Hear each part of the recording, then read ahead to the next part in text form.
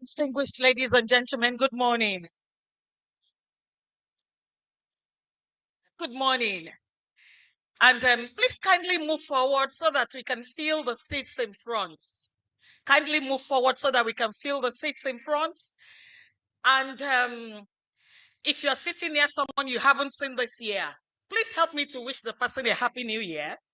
If you can give the person a warm handshake, please do. If you can smile to the person, please do. But don't forget to do the same to Professor Samuel. Once again, greet me for me. Once again, I warmly welcome you. And it is our 55th convocation ceremonies. And it is the convocation lecture this morning. Before now, the university had commissioned a couple of projects.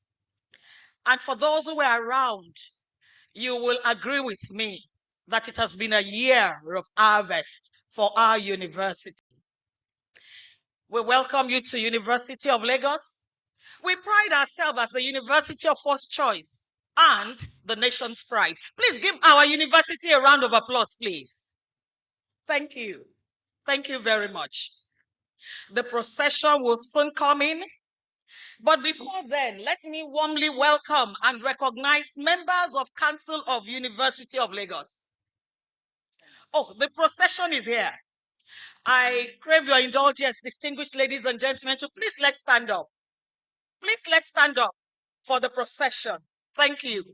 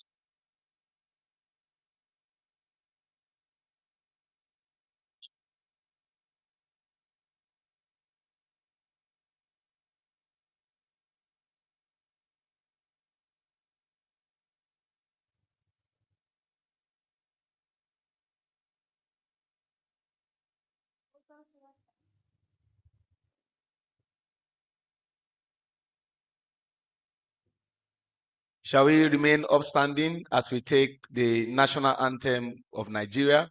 We will also remain upstanding to take the University of Lagos anthem. Nigeria, we hail thee, our own dear native land. Though tribe and tongue may differ, in brotherhood we stand. Nigerians old and proud to serve our sovereign motherland.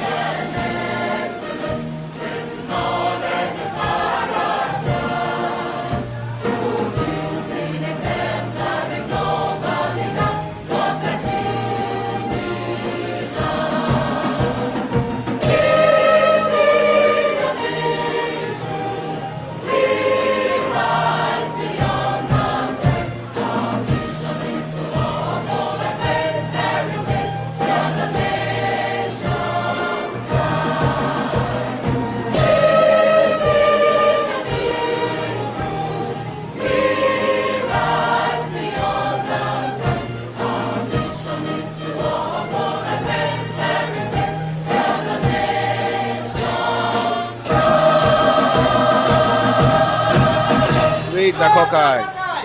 Great Akokite. Greatest Akokite. You may please be seated. May I invite Professor Adirunke Samuel?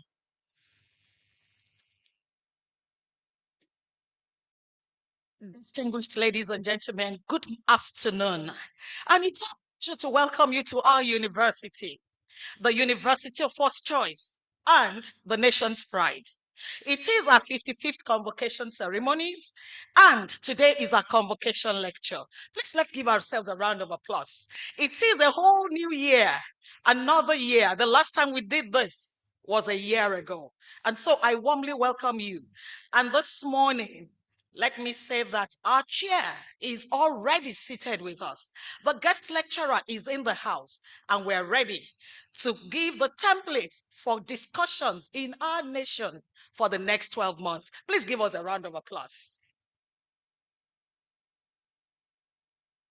Our Vice Chancellor, the one whose tenure has brought this, I'm glad to say.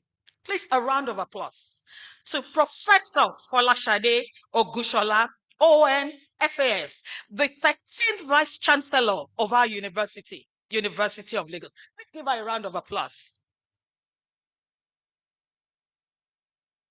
Distinguished ladies and gentlemen, our Pro-Chancellor is here seated in our midst. And it is a pleasure to have our Pro-Chancellor, Chief Wole Olaonipekun, CFR, SAN. A round of applause to our Pro-Chancellor. Thank you, sir. I'm glad to also say that members of management of University of Lagos are here seated with us. Our Deputy Vice Chancellor, Development Services, Professor Ayodele Asenua. Good afternoon, ma'am. The Deputy Vice Chancellor, Management Services, Professor Lucian Chuku. It's a pleasure to have all of us here. Our Registrar, Acting Registrar, Mrs. Olakunle Makinde. Please give her a round of applause. Our bossa, Mrs. Oluwafumilola Adekunle. A round of applause, please. Distinguished ladies and gentlemen, Permit me, it is a bad oversight. Our DVC academic and research, under whose purview all of this is happening. A round of applause for the DVC, from whose department 2 perfect scores had emerged. Professor Bola Obo. A round of applause for her, please. Professor Yetunde Zaid is our university librarian and the newly minted provost of the College of Medicine, University of Lagos. Is our Professor Ademola Oremosu. Please give him a round of applause. It's a pleasure to have all of us back here. But let me quickly say that the Council of the University of Lagos is also here seated. A round of applause and a warm welcome to members of Council of University of Lagos, chaired by Chief Wole Olaunipekun, SAN CFR. A round of applause for them. Let me quickly recognize Dr. Mrs. Bola Njoku. Thank you, ma'am. Please, a round of applause. The Council of the University of Lagos. Professor Olusegun Idowu, please give him a round of applause. Chief Oyeniyi Akande, a round of applause. Professor Mike Adebamowo, please give them a round of applause. Professor Owolabi Kuye, a round of applause. Professor Matthew Ilori, please give him a round of applause. Professor Lukemi Odukoya, Professor Solomon Akimboye, a round of applause, please. Last but of course not the least is Engineer Ifeoluwa Oyedele. He is the alumni president. Please, a round of applause for him as well. I warmly welcome all of us to this lecture. I also want to recognize the representative of the British High Commission, British Deputy High Commission, Lagos, Wale Adebajo. Please give him a round of applause. I warmly recognize all of us distinguished guests here, our retired professors, heads of departments, directors, and all of us here seated. I know that by the end of the day, we will be given the template for discussions in our country for the next 1 year. The title this morning of our lecture is Universities as Hubs for Development and Wealth Creation. Distinguished ladies and gentlemen, once again, we welcome you warmly to University of Lagos, to our 55th convocation ceremonies, and to the Convocation Lecture. Let me come to welcome you properly, our Vice Chancellor, Professor Folashade Ogushola, ON, FAS, the 13th Vice Chancellor of our university, University of Lagos, the University of First Choice, and the nation's pride. Ma'am.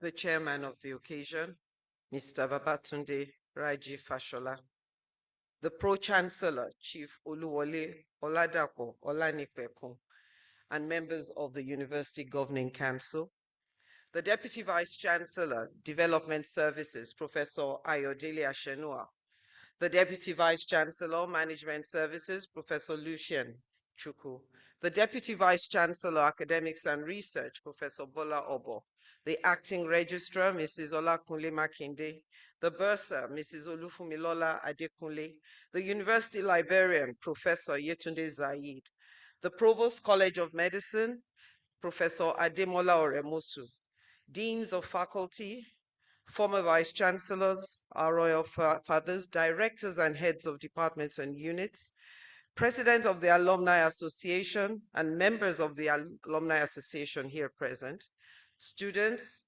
distinguished ladies and gentlemen of the press.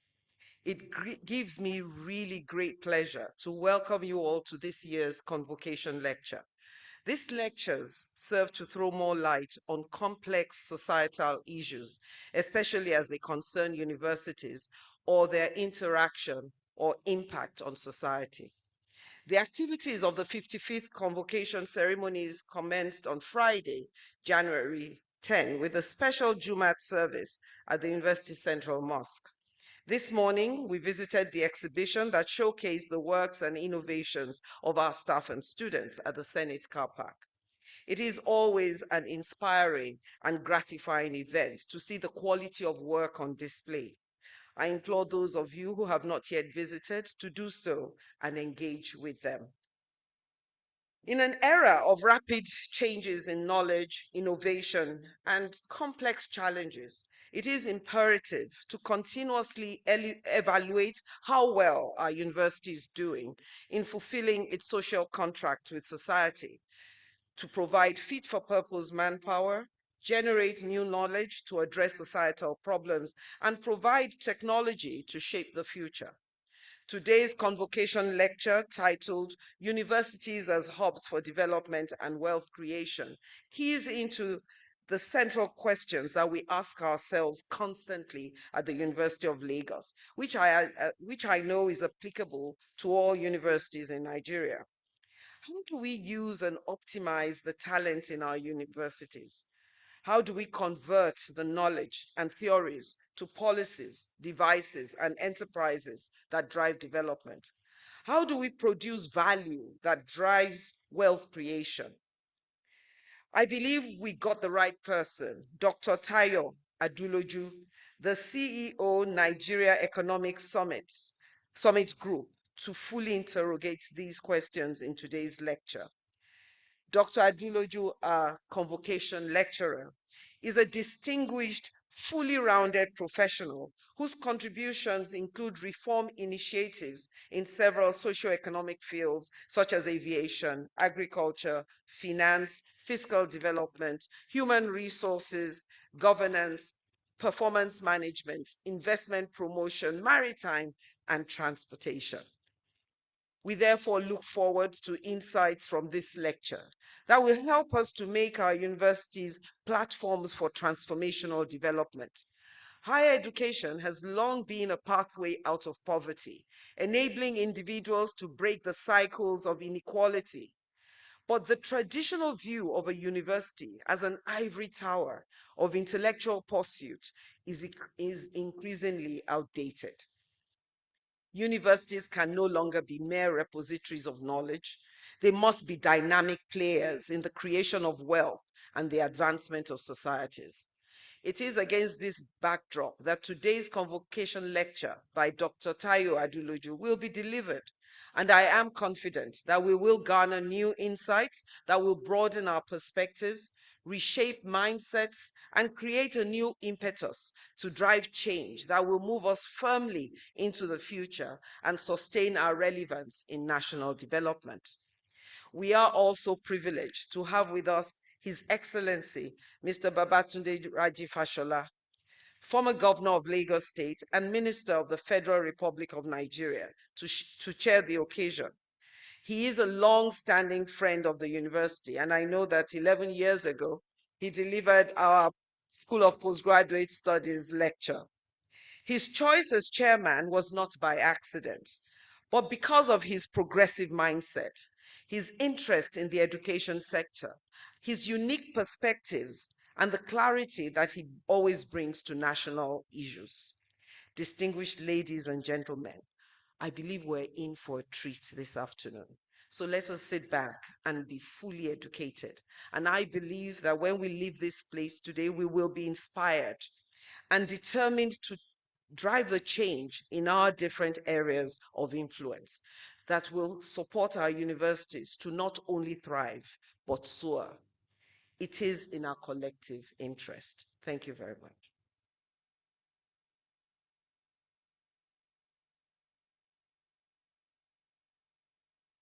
Thank you very much, Matt. Distinguished ladies and gentlemen, now we have met the chair of this lecture, and we have also met the guest lecturer. At this point, I crave your indulgence to call our council chair, our pro-chancellor, to please come for his remarks. So I have the pleasure to call to this podium the pro-chancellor of our university, Chief Wole Olanipekun, CFR, SAN.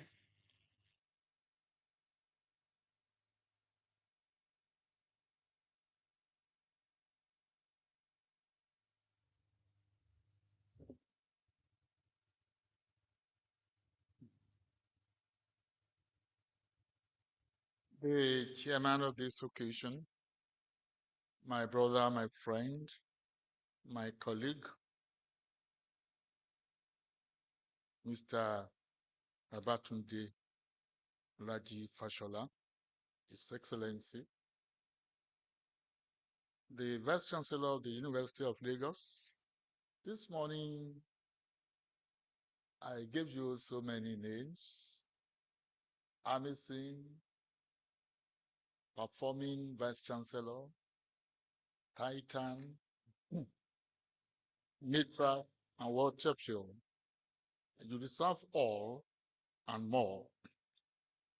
May I appreciate members of the University Governing Council. Thank you. Your presence here this afternoon is very symbolic, speaking volumes, sending messages. Perhaps we'll say more about that much later and not here, so that we can allow the gentleman who is going to give us a treat to have his full day. The convocation lecturer and members of the management team of the university, on behalf of the governing council, we join the Vice Chancellor in welcoming you to this year's convocation lecture.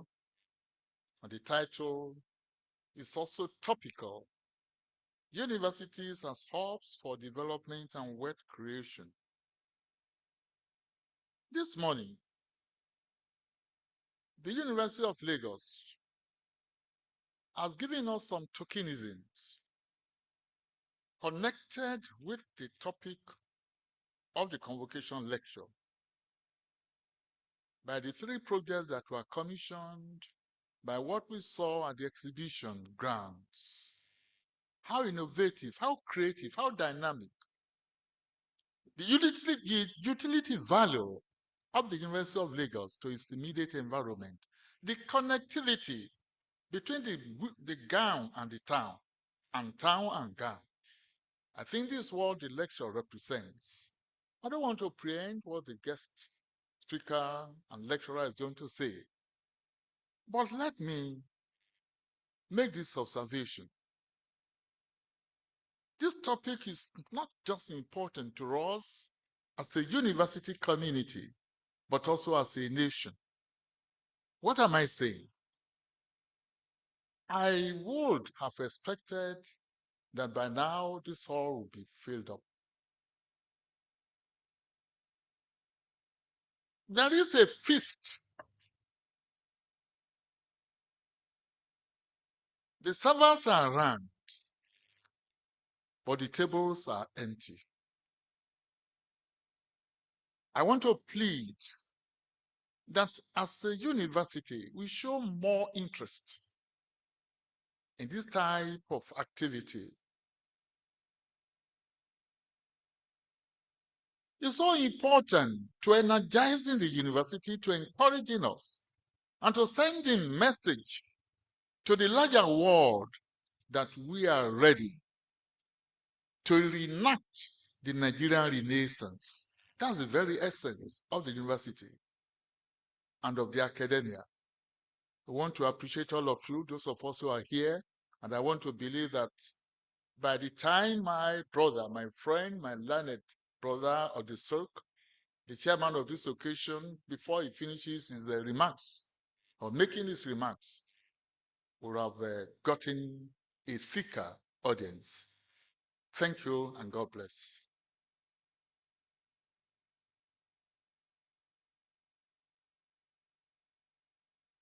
Another round of applause for the Pro-Chancellor and the Chairman of the Governing Council of University of Lagos, Chief Oluwole Olanipekun, SAN, CFR. Moving swiftly and quickly, may I humbly and respectfully invite the Chairman of this convocation lecture, His Excellency Mr. Babatunde Raji Fashola, SAN, CON, former Executive Governor of Lagos State and former Federal Minister of Works and Housing. A round of applause for him as he steps up.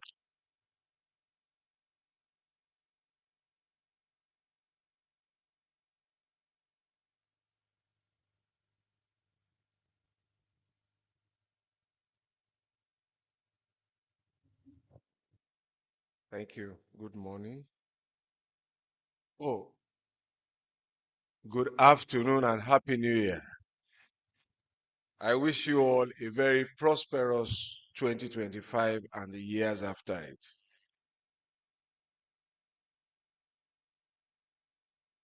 The Pro-Chancellor, my noble and learned Egmont and friend, a leader at the bar, Chief Wole Olanipekun, SAN, CFR, and so many other epithets. The Vice Chancellor, very dedicated and hardworking leader of this university community, Professor Ogunshola, members of the university management team, eminent professors there, members of the governing council. Let me say first that when I was in school, professors and lecturers looked much older than they look today. And in the last few weeks, as I prepared to attend what is my inaugural session as chairman of a convocation lecture, which is happening in Unilag today, I then said to myself, if professors and vice chancellors are looking younger, it only means one thing: you are getting older. And so, from being convocation and guest lecturer, I have been very, I think, appropriately elevated to convocation lecture chairman. And this is my debut, thanks to this university. But let me say that I am truly honored to chair this event, the convocation lecture for this year. And just being here brings back very fond memories of my long history with this institution. I recall my first interaction was in March 15, 2007, when I participated in a gubernatorial election debate on this campus as a candidate of the Action Congress. We debated the issues of infrastructure development, security, education, waste management, and so on. And those are subliminal issues to the issue that we will hear about today. But it is important that the University of Lagos back then was one of the universities who took interest in what was happening on the political stage, because it would affect the economic and social order of the state, and it would affect wealth creation and development. And they decided they wanted to hear from all the candidates who were then vying for governor. And I think that is important, and I think that tradition should continue. On March 29, 2011, as I sought a renewal of my mandate as your governor then, we came back here again for another debate. In between the two debates and since then, I have had the privilege of engaging with this community on several occasions. And I must remark how truly exciting it is to come back here because of its peaceful and convivial nature. Some of my notable interactions include opportunities to deliver lectures like the School of Postgraduate Studies 8th annual lecture with the topic Education, Research, and National Development. So this is something Unilag has been involved in for a while, and the sub-theme was bridging the gap between the town and the GAM, something about which our Pro-Chancellor has spoken about again today, and that was in 2012. I recall interactions where I was asked by the Department of Economics in 2017 to give a speech on the public lecture series titled Power Sector Reforms, Challenges and the Way Forward. Again, these are developmental issues. I happened at the time to be minister responsible for power. On another occasion, following the application of the license to modify the topic granted me by the Executive Director, University of Lagos Business School, Professor Abraham Oshinubi, while I was delivering a virtual lecture, I modified the proposed topic and changed it to value creation in the public service, in the public sector, the role of professionals, how infrastructure creates value.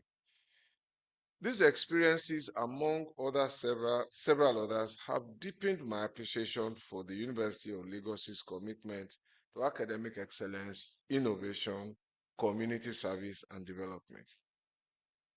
It would be remiss of me to forget to acknowledge some of the patriotic gentlemen and ladies whom I would appropriately describe as midwives of interaction between the town and the gown.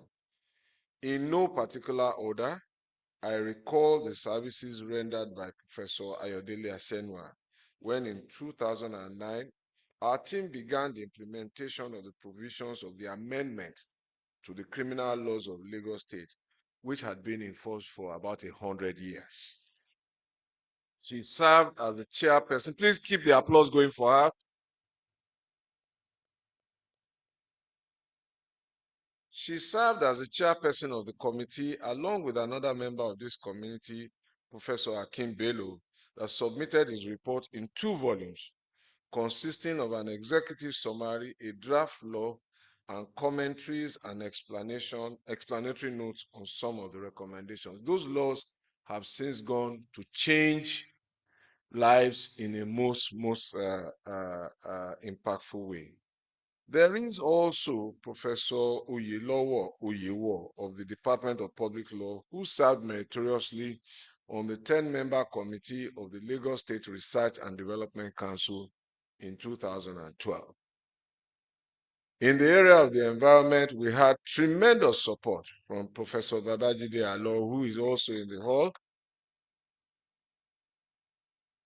So our efforts, tree planting, greening Lagos, managing climate change, Unilag was also there again through Professor Alo, who was a fantastic resource person at our annual summit. I cannot forget the enduring contributions of Professor Olumide Olusoya, who I believe is now retired, of the Faculty of Environmental Science in the Department of Architecture in the area of road transport infrastructure with very forward-thinking and practical purposes on traffic alteration and rearrangement concepts.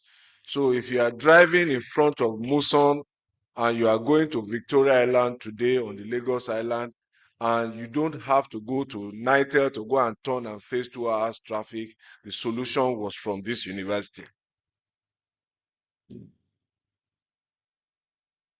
As we gather, therefore, to celebrate achievements of our graduating students and parents, beginning from today, I am excited to listen to today's lecture and to chair the event, which deals with the important theme of universities as hubs for development and wealth creation.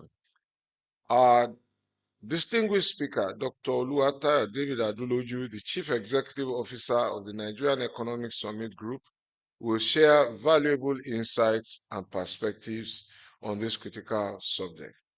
But before I yield the podium to him, I would like to express my very deep gratitude once again to the University of Lagos for the opportunity to serve as chairman of today's convocation lecture. I am very confident that today's events will inspire meaningful discussions, foster new connections, and open new vistas in the oft-repeated call for a meaningful handshake between the town and the gown in the interest of our nation's development. That said, as I told you when I started, this is my maiden and debut chairmanship event. I believe that the tradition is for chairmen to have the final say by way of closing remarks. I will keep my gunpowder dry until then. Thank you very much, friend.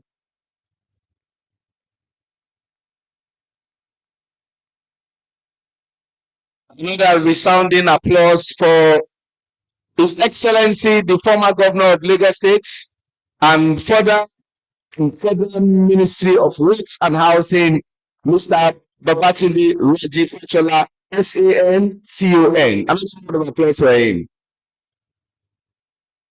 In all he said one thing: University of Lagos are solution providers. A round of applause for the University of First Choice and the nation's pride. Moving swiftly and quickly, the title of today's lecture is Universities as Hubs for Development and Wealth Creation. And the Vice Chancellor talked about Dr. Tayo Adeloju, the CEO of Nigeria Economic Summit Group.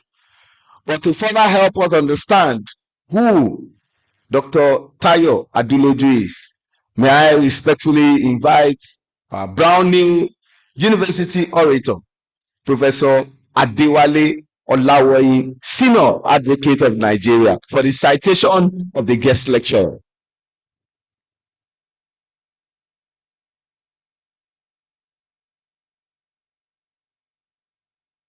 Distinguished ladies and gentlemen, it is my honor to present the citation of the guest lecturer of the 55th Convocation Ceremonies of the University of Lagos. May I invite the guest lecturer to stand?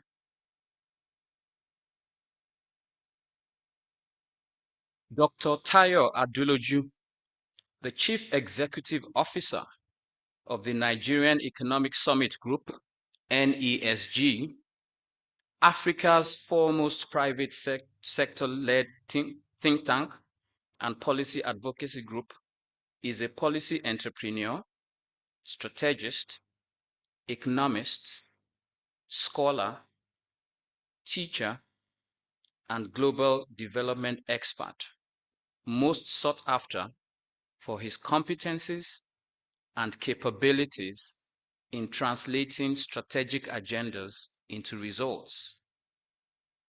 Before his role, he served as Chief Operating Officer and Senior Fellow, Economic Policy, Strategy, and Competitiveness at the NESG, and Okun Model Economic Fellow for Africa and the Middle East. His over 2 decades of experience and track record demonstrate his commitment to developing and advising leaders, organizations, and nations to stimulate performance, sustainability, governance, and impact across private, public, and non-profit sectors.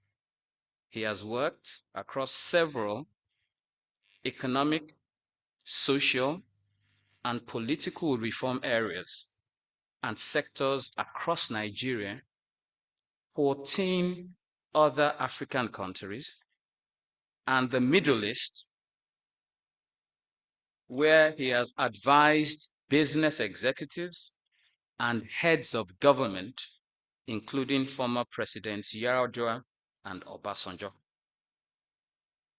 Tayo holds 6 academic degrees, some of which are a master's in data, economics, and development policy, a master's in public administration, a doctor of philosophy in public policy and administration, and another doctorate in economic policy and public administration.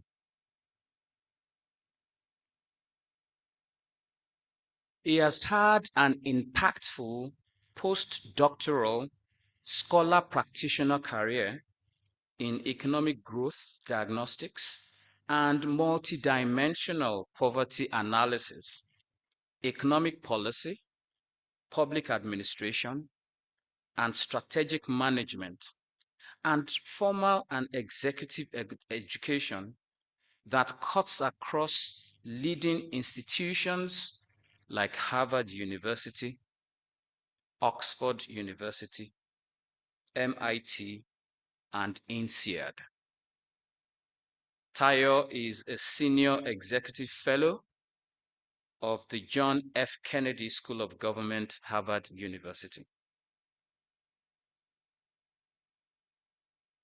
His versatility shows in the number of distinguished fellowships he has been awarded from various professional institutes: the Institute of Management of Consultants, the Institute of Strategic Management Nigeria Chartered, the National Institute of Credit Administration, the Chartered Institute of Administration, and Chief of Staff Association. He is a member of the Chartered Institute of Directors and Nigerian Economic Society. He is also a board member of the Governing Council of the Nigerian Institute of Management Chartered. Distinguished ladies and gentlemen, I present to you Dr. Tayo Aduloju. Thank you.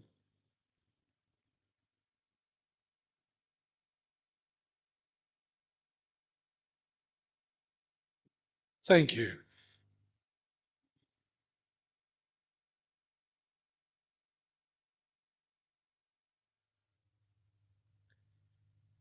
Pro-Chancellor, the Vice-Chancellor, the Chairman of the Convocation Lecture, His Excellency, who needs no introduction,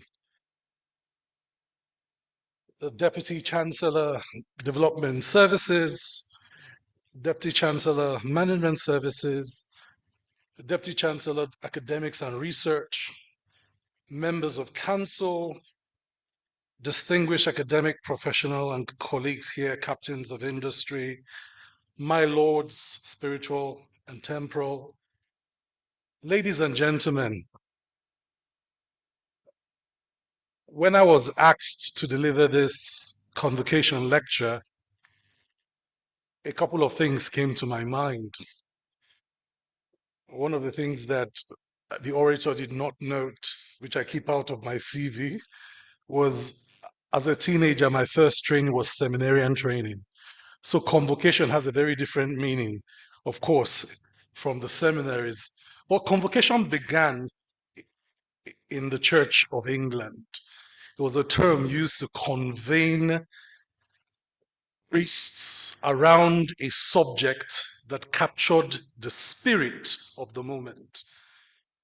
So convoque meant you pulled the members together to capture the spirit of the moment.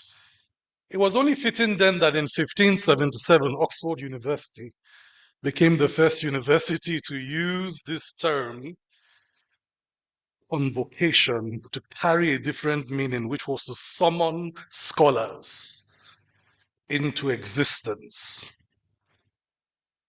The University of Lagos has its own rich culture and commitment to academic excellence that signs off as a beacon of hope and inspiration to future generations. And the Convocation Lecture here at the University of Lagos is unique in many ways, because one of those ways is unique is that it captures this original essence of convocation. So whilst preparing, I thought to myself, what's the spirit of the convocation in UNILAG?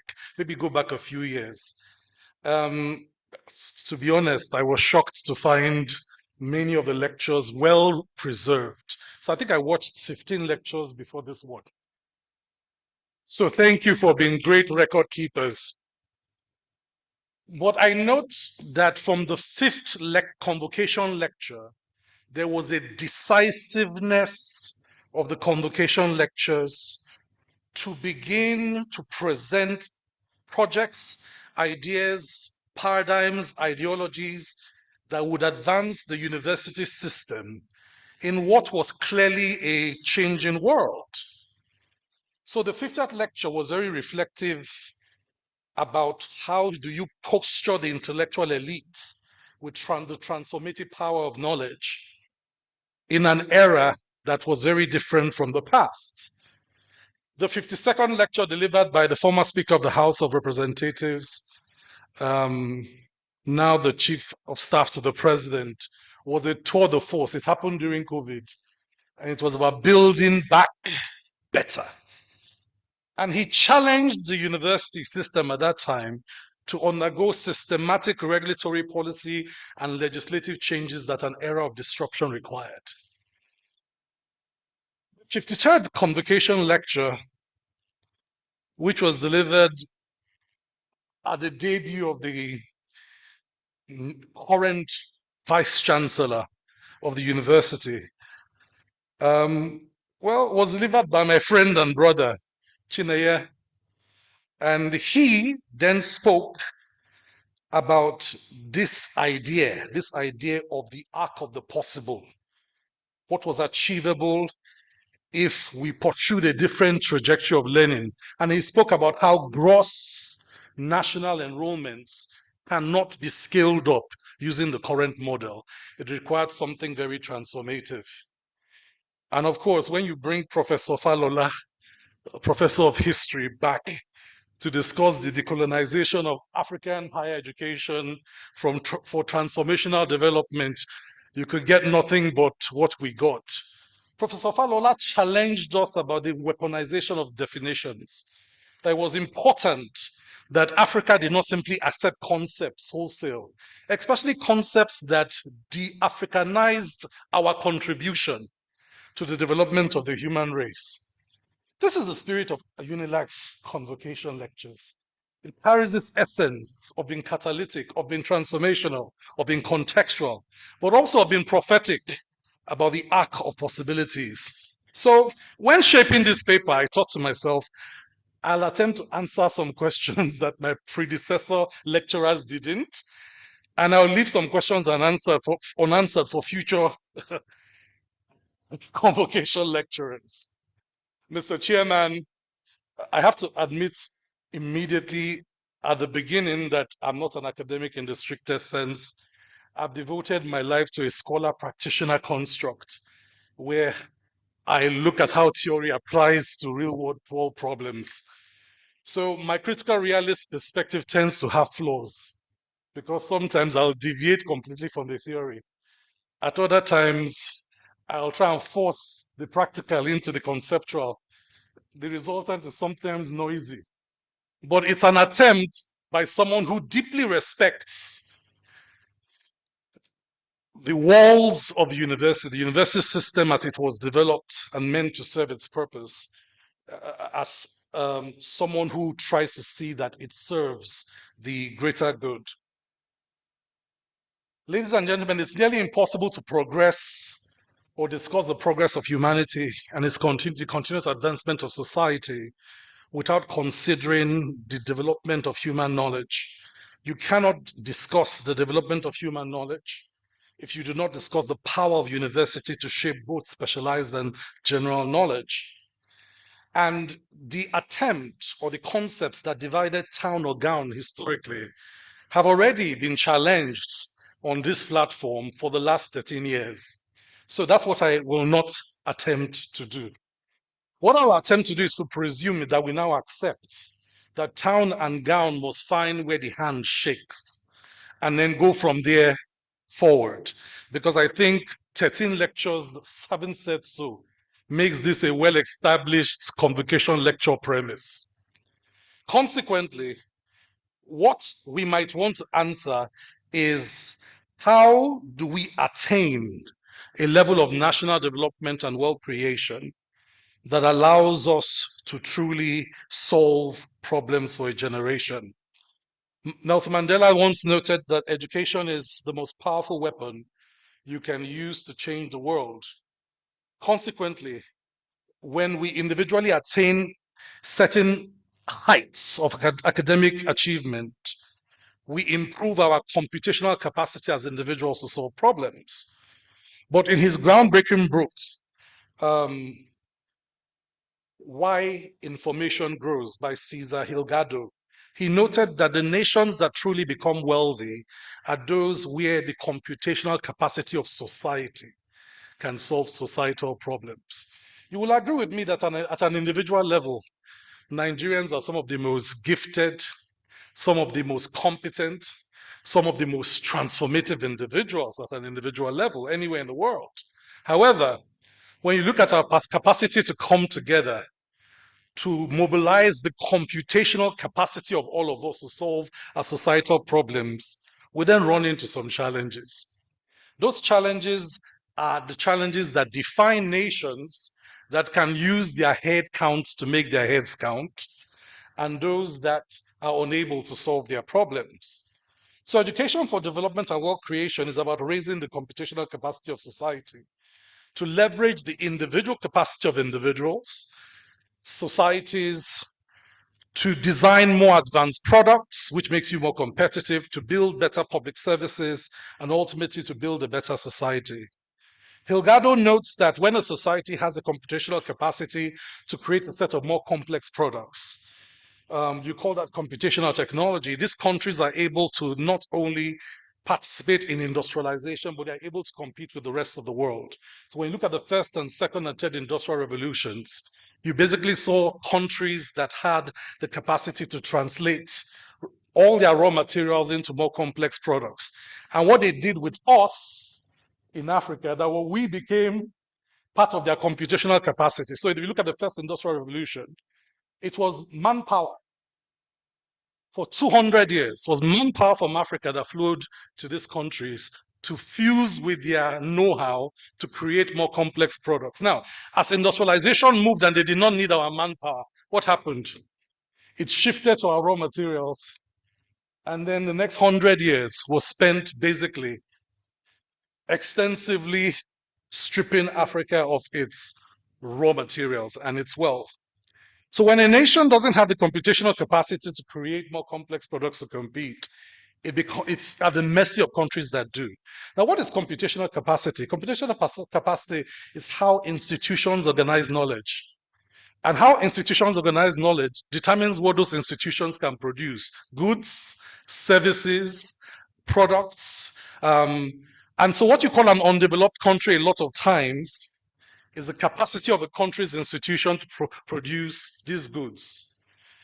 Take, for example, the capacity of an institution to produce petrol. For decades, this nation, having built our own refineries, having brought in foreigners with the know-how to build the refineries, lacked the know-how to maintain it. That was a clear example where we had the money to buy the refinery, we bought it, brought it here, but had no capacity to maintain it. And sometimes the lack of capacity to maintain institutions comes from something that Professor Falola argued in his 54th lecture, that Nigerian capital was extracted for 200 years. It added to other nations' computational capacity to create their own wealth.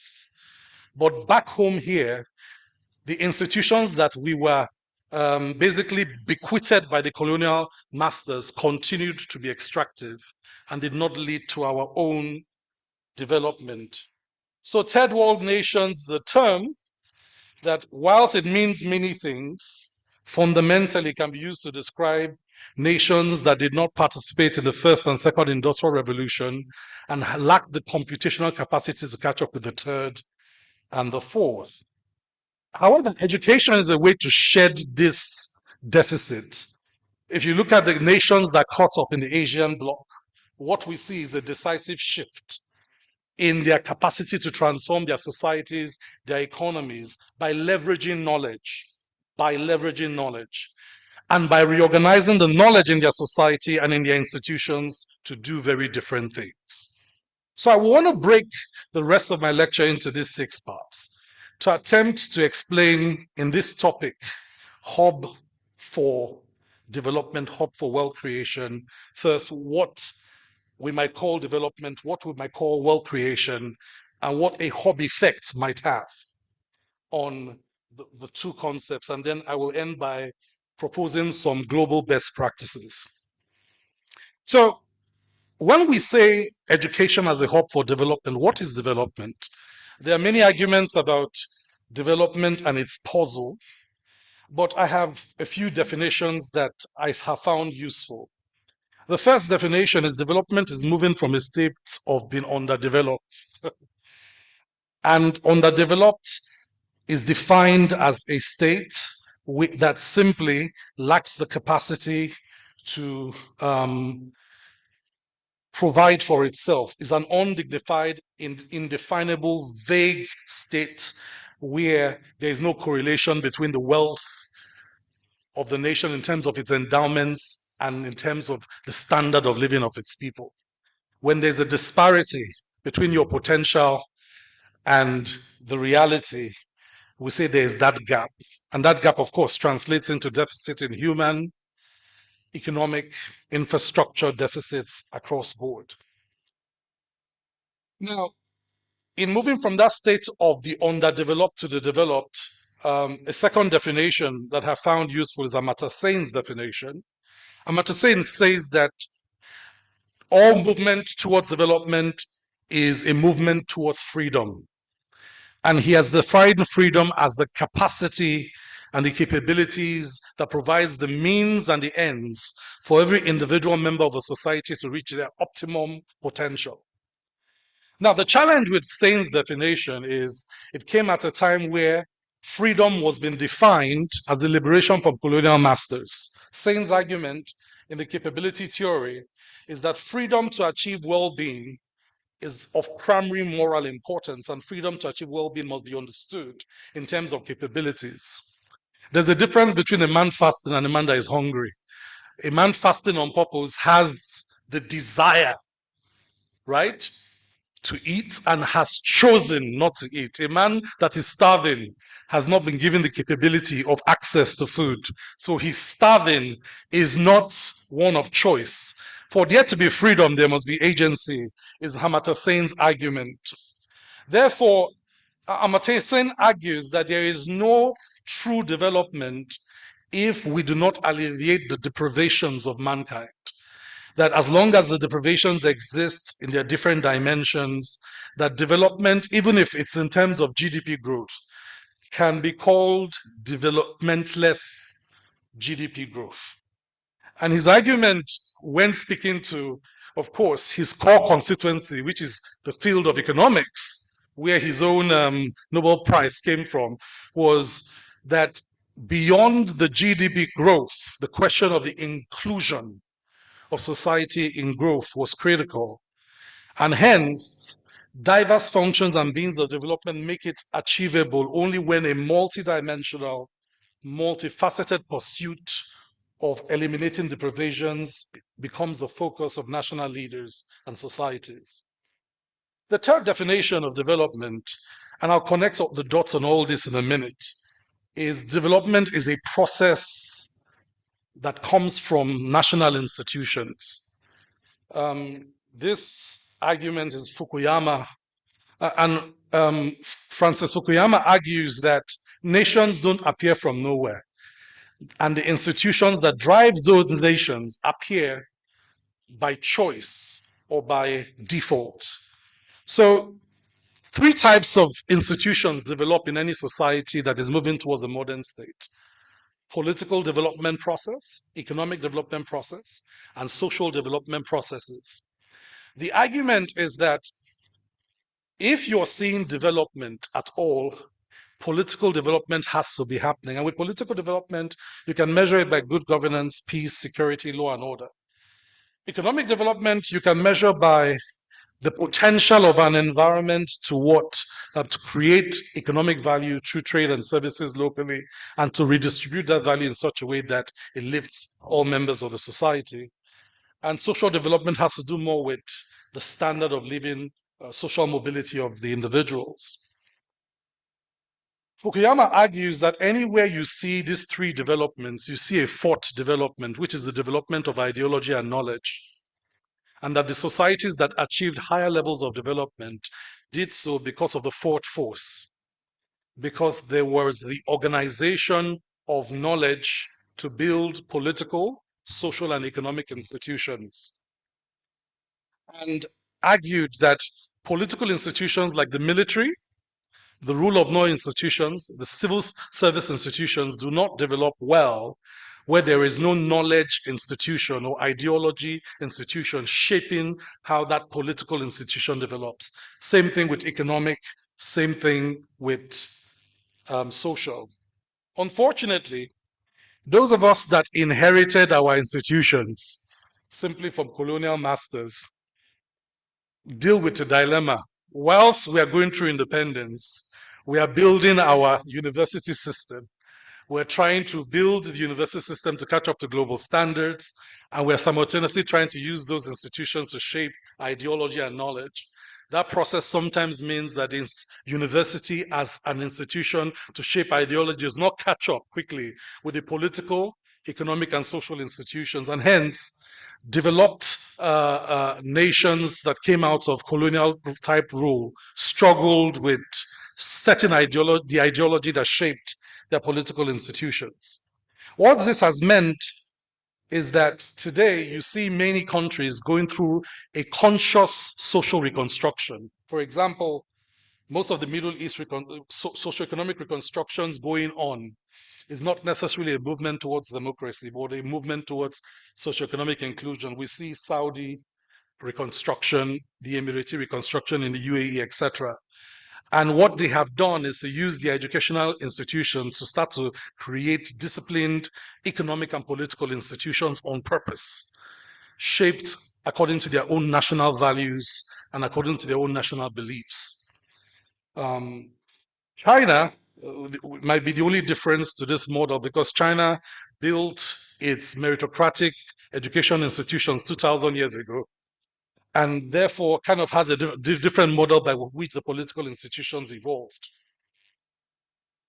When all is said and done, the primary focus of political institutions, which is to build a strong state with a concentration of power and able to manage and regulate tyrannical rule, military and citizens service, the three arms of government, legislature, judiciary, and executive that we have today, a federal and state balance of power, all requires education.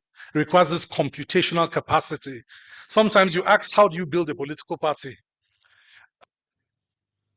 The truth is, many of us don't know how. How do you sustain a political party? Many of us don't know how. But somebody says, build a political party and run elections and provide a free and fair election that delivers power to the people.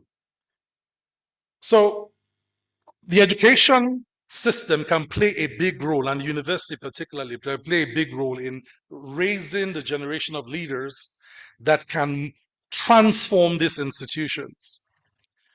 Now, the challenge, therefore, is that economic development, as fundamentally transforming society's collective knowledge into wealth for its people, is led by models that come mostly from elsewhere in the first instance, especially for third world nations like Nigeria and most of Africa.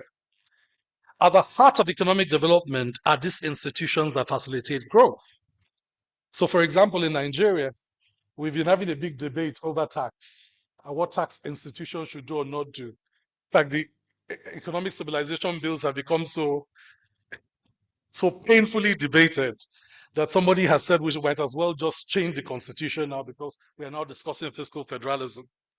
The fact is that the institutions for economic growth are essential, to establishing a framework for taxation, rule-based markets, and the question of rule-based markets and whether markets will be free or not free, governed or planned or not, can be debated within the context of a nation. However, many a times we are cutting templates that do not necessarily mean that we as Africans and Nigerians have debated any of these matters to any significant degree. And herein lies the problem. Models that are disconnected or disoriented from our social development process, our political process, and therefore unable to solve our own problems. How do we build social development processes where the mechanization or the mechanisms of those processes allow the facilitation of progress so that social contracts hold? How do you hold social contracts in African societies where we are primarily drawn to altruistic connection with family first, kinsmen second, ethnic nation and ethnic nationalities third, before country? And whilst colonial rule disrupted that process for a while, still holds very true to many Nigerians and Africans. How do you build a nation where those processes were truncated for a while, and many of those forces at play have not yet been addressed by the social development process? So there's a lot of questions about this. And like I said, my goal is not to answer all, but to note that universities as hubs were not truly consulted in the expansion of Nigeria. When we started to build states, state formation in Nigeria, which was purely politically led, nobody came to the top 5 universities at that time and asked the question, how should we do this? What should back the sociology of state formation? What should back the economics of state formation? We were just bequeathed more states with mostly no real think through of the economic development and social processes required for their sustainability. This has had consequences and continue to have consequences today. Now, when we discuss wealth creation fundamentally, according to Adam Smith, in his inquiry of the causes of the wealth of nations, insists that the wealth of nations is about productivity. It is leveraging your demand and factor conditions and transforming it into opportunities, first for your people, then for your people to trade with the rest of the world that creates wealth. Unfortunately, if you were a nation that was bequeathed extractive institutions like Nigeria, most of the institutions were bequeathed at independence were by design extractive. They favored more of moving our raw materials to seaports to export them to other countries. Without a change in that model, the tendency was, even when we built industries, we had, I think His Excellency Fashola called it a conspiracy of do nothing. This morning, we built institutions and allowed them die. And what drove that was this conspiracy of the institutions themselves, the DNAs of those institutions being extracted. Now, any comparative study, and the NESG spends a lot of time on this type of studies, but any comparative study of Nigeria and its pairs, one of the pairs that is worth looking at is Indonesia, because we and Indonesia in the 1960s looked very similar in terms of GDP, in terms of GDP per capita, in terms of structure of the economy, very similar. And what you see over a 30-year period is that we and Indonesia not only grew apart, but we grew very differently. Whilst in 30 years, Nigeria remained a very extractive country, we see that what happened in Indonesia is that it transformed itself from an oil-dependent country, shifted to a low manufacturing-based country in primary processing and intermediate products, and moved to a heavy manufacturing country in 3 decades. In those same 3 decades, Nigeria remained primarily an extractive nation, with 90% of our exports being crude oil and its major derivatives. 3 lessons from why that might have happened. One is that 30 years ago, the Indonesians made a choice with the education system. One was they asked simple questions. If we want to produce more complex products, what type of graduates will we need to produce? How do these graduates become trained to manage manufacturing complexes? So the education system, especially the university, shifted to not just manpower development and STEM, they shifted to industrial manpower complex models that allowed them to train an entire generation of industrialists. Now, that's on the education side, but it wasn't just education, trade. They fundamentally shifted the terms of trade, refusing to export anything that they had not added some value to. Okay, so they put a halt on primary produce exports and said everything that came out of Indonesia would have at least first level primary processing as a mandate. Mandates are important, ladies and gentlemen, because universities themselves do not offer national mandates. National mandates come from the political elite. But when a national mandate like comes out of Indonesia, it's now possible for the university system to transform. So what Indonesia did in its first 25 years was to raise the floor, okay, to basically say there will be no child that will not have primary education, and the target was 95%. In 30 years, they achieved 98%. And then they then had a problem of, religious extremism that has now drawn them back. I think they are now back to like 80% because extremism has said education is evil, and now there's a whole generation that is not going to school again. But with their universities, what they did was that they mandated university to industrial complex partnerships. Practically all your engineers and scientists were guaranteed that if they were not staying back in school to teach, they would find a job in industry. And they sustained that for a decade. What that meant was that universities were rewarded for producing specific types of graduates. That makes a difference. So when we begin to think of this hub between town and gown, and what that hub might mean, this may be some things that may come to mind. Ladies and gentlemen, before I end with some hub models, let me just point to some realities. From where we are today, Nigeria is projected, based on current projections, to be a country of 410 million. 410 million by 2050. By the way, we are currently a country where 65% of us, by MBS statistics, are under 35. But in 2050, the projections show that 70% of us will be under 35. So Nigeria will remain younger for longer. Now, whether that makes sense to us or not, the implications are quite clear. That it's not just putting people to work that matters. We are one of the countries that must put people to work at scale.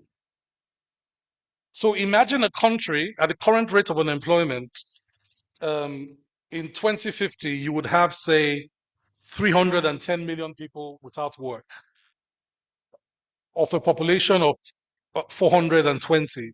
As you can tell, none of us can govern an environment that looks like that. But this does not have to be our future. In fact, this is not our future. Because by potential, by possibilities, by capacity, by skills, by knowledge, by the trajectory of convocation lectures like this, we know better. We just need to do better. So exploring the role of universities as hubs for development and wealth creation, at least in Africa, has its current imperatives, okay? 10 million children come out of our universities every year into the workforce on the continent. And we are currently unable to absorb more than 3 million of them. So by the way, it's not a Nigerian problem. It's just that we're a bigger part of the problem because of our size.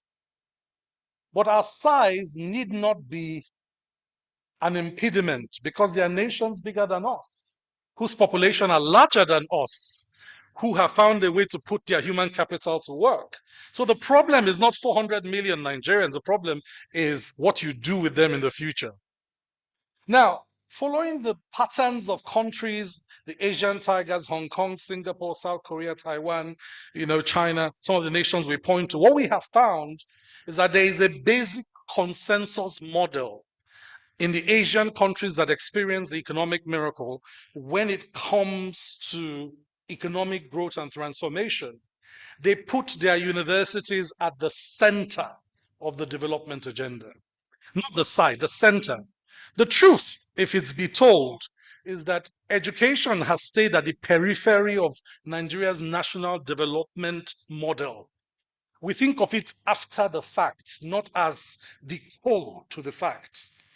And that hasn't helped.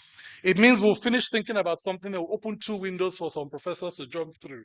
I will say we have some intellectual elite in the room. What we need is to challenge the university system based on national mandates, like the Asians have done. And this has made a difference in how the Asians have grown.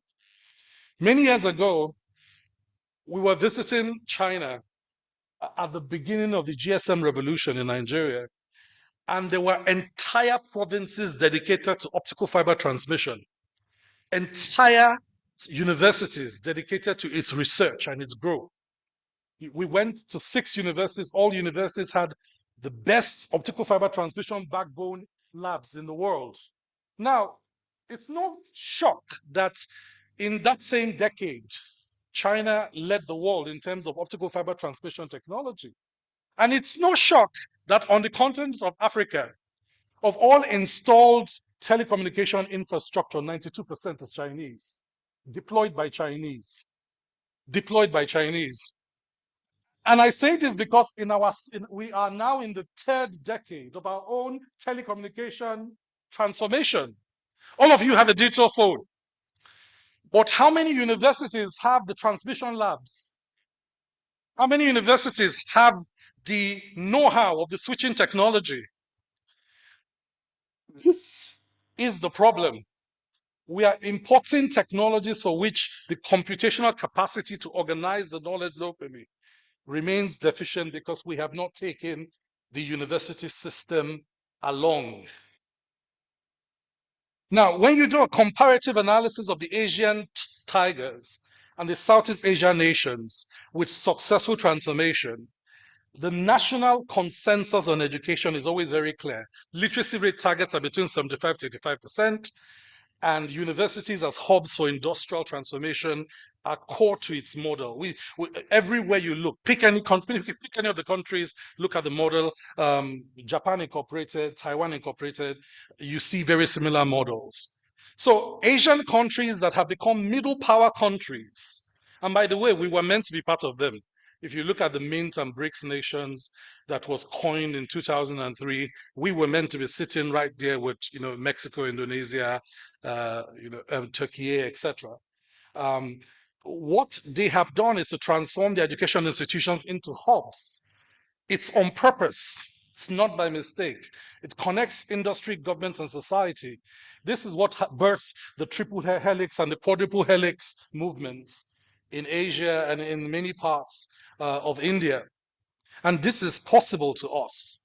Now, what we have found is that frontier mandates are crucial for these hubs to thrive. What is a frontier mandate?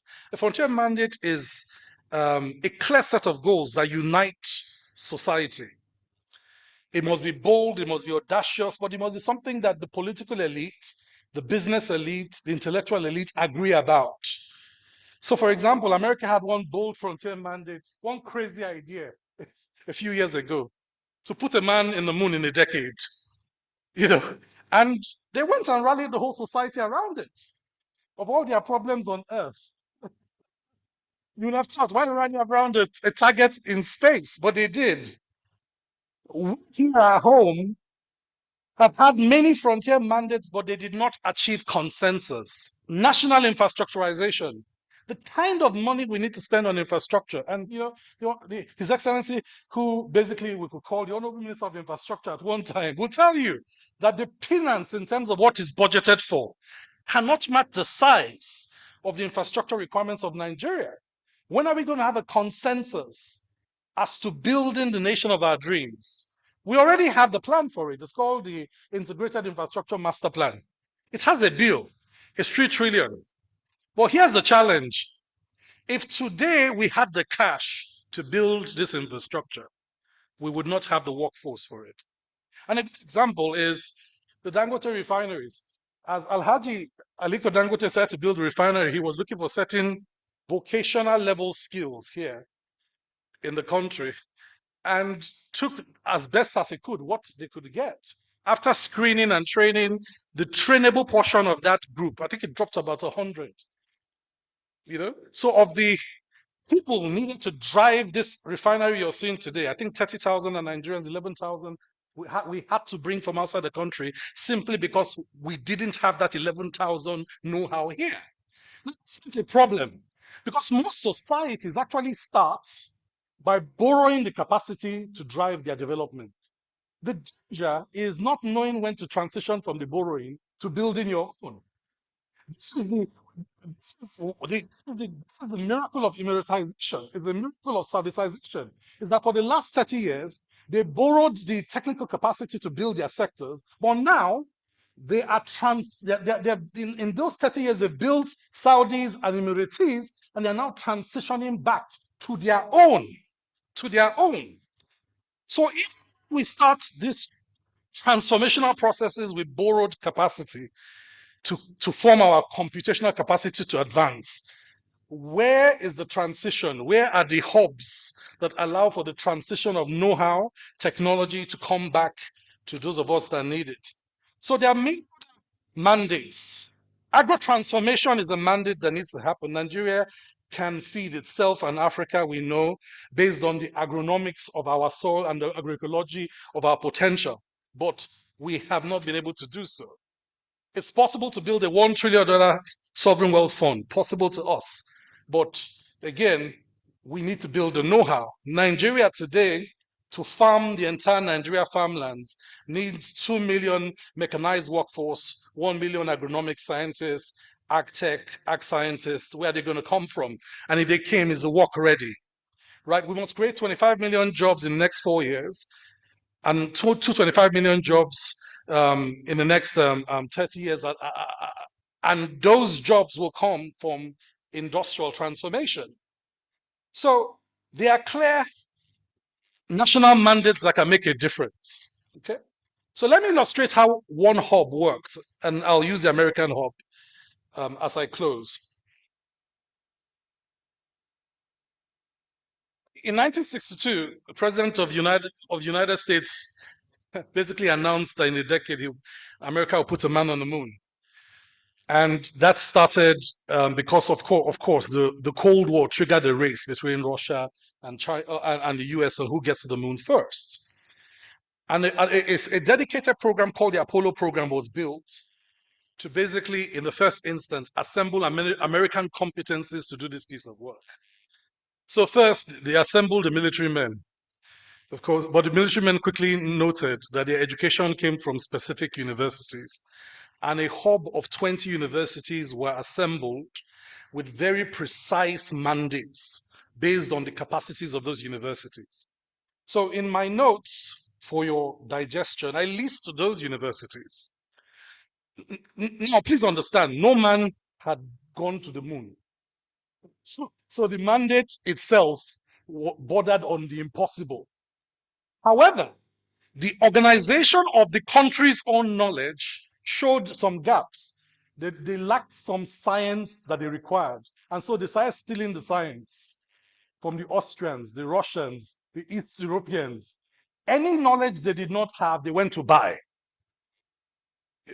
You understand? The computational capacity to go to the moon simply could not sit in one place by choice. Please understand, development does not sit anywhere by choice. But by default, it sits there by choice. It sits there by organizing it to be there. So the question is, how did they assemble these mandates? Simply by asking the universities what they do best. So if you look at Arizona State University, for example, lunar and planetary research, you look at MIT, for example. So some of these names we call today, and we think they became big universities because someone just pumped money. No, someone pumped capacity. So the development of the guidance computer for Apollo, and each of these universities contributing to this process basically built everything from manpower. In fact, there was a university that specialized in advocacy. There was a university that its work, Rice University, its entire work was political and scientific advocacy for space exploration. Okay, from the soft to the hard, wired scientific knowledge was hubbed together. Now, hubbing does not mean universities are assembled in one place. No. Hubbing means that universities assemble themselves around mandates that the country has agreed. So there's some strategic imperatives from this and other stories that might be important. First is an agreement to align objectives and priorities of national universities with the national frontier targets. Unfortunately, when you get us together and ask what is the target, we scarcely agree on what the target should be. So that's something that we need to solve for. Alignment involves collaboration between industry and government to establish clear vision for the future, and then the integrating of educational agendas in university to align. The second is proposals that establish collaborative frameworks between academic centers of excellence. So in the case of the Apollo project, the universities were not assembled by region. They were assembled by what are the centers of excellence needed to drive this frontier target of the country, and that's how they were pulled together. The third is focus that will realign research agendas with innovation and technology need to enhance competitiveness in Nigeria. So the research agendas themselves have to be reshaped. What determines what projects doctoral students do? And how are those projects influenced by the frontier mandates from business and government? The fourth is the imperative of the education hub to emphasize the independence of thought. When Arizona State University first created the first set of rockets, the military in the US had not gotten to that stage. Now imagine a university achieving a level of technology know-how that the military has not achieved. You know, that starts to cause a problem. You either shut the university down or something. So how do you allow for the independence of knowledge that allows universities to go fast? Till today, one of the few universities that can build a rocket end-to-end in the US is the Arizona State University. It's because the country authorized it to go as far as that. Sometimes the independence of thought does not allow us to go as far as we need to do. Fifth, is there needs to be an emphasis on a strong respect for the philosophy of science. Humanities, arts, and social sciences aligned to national development priorities. Sometimes people say all these people are talking university is book.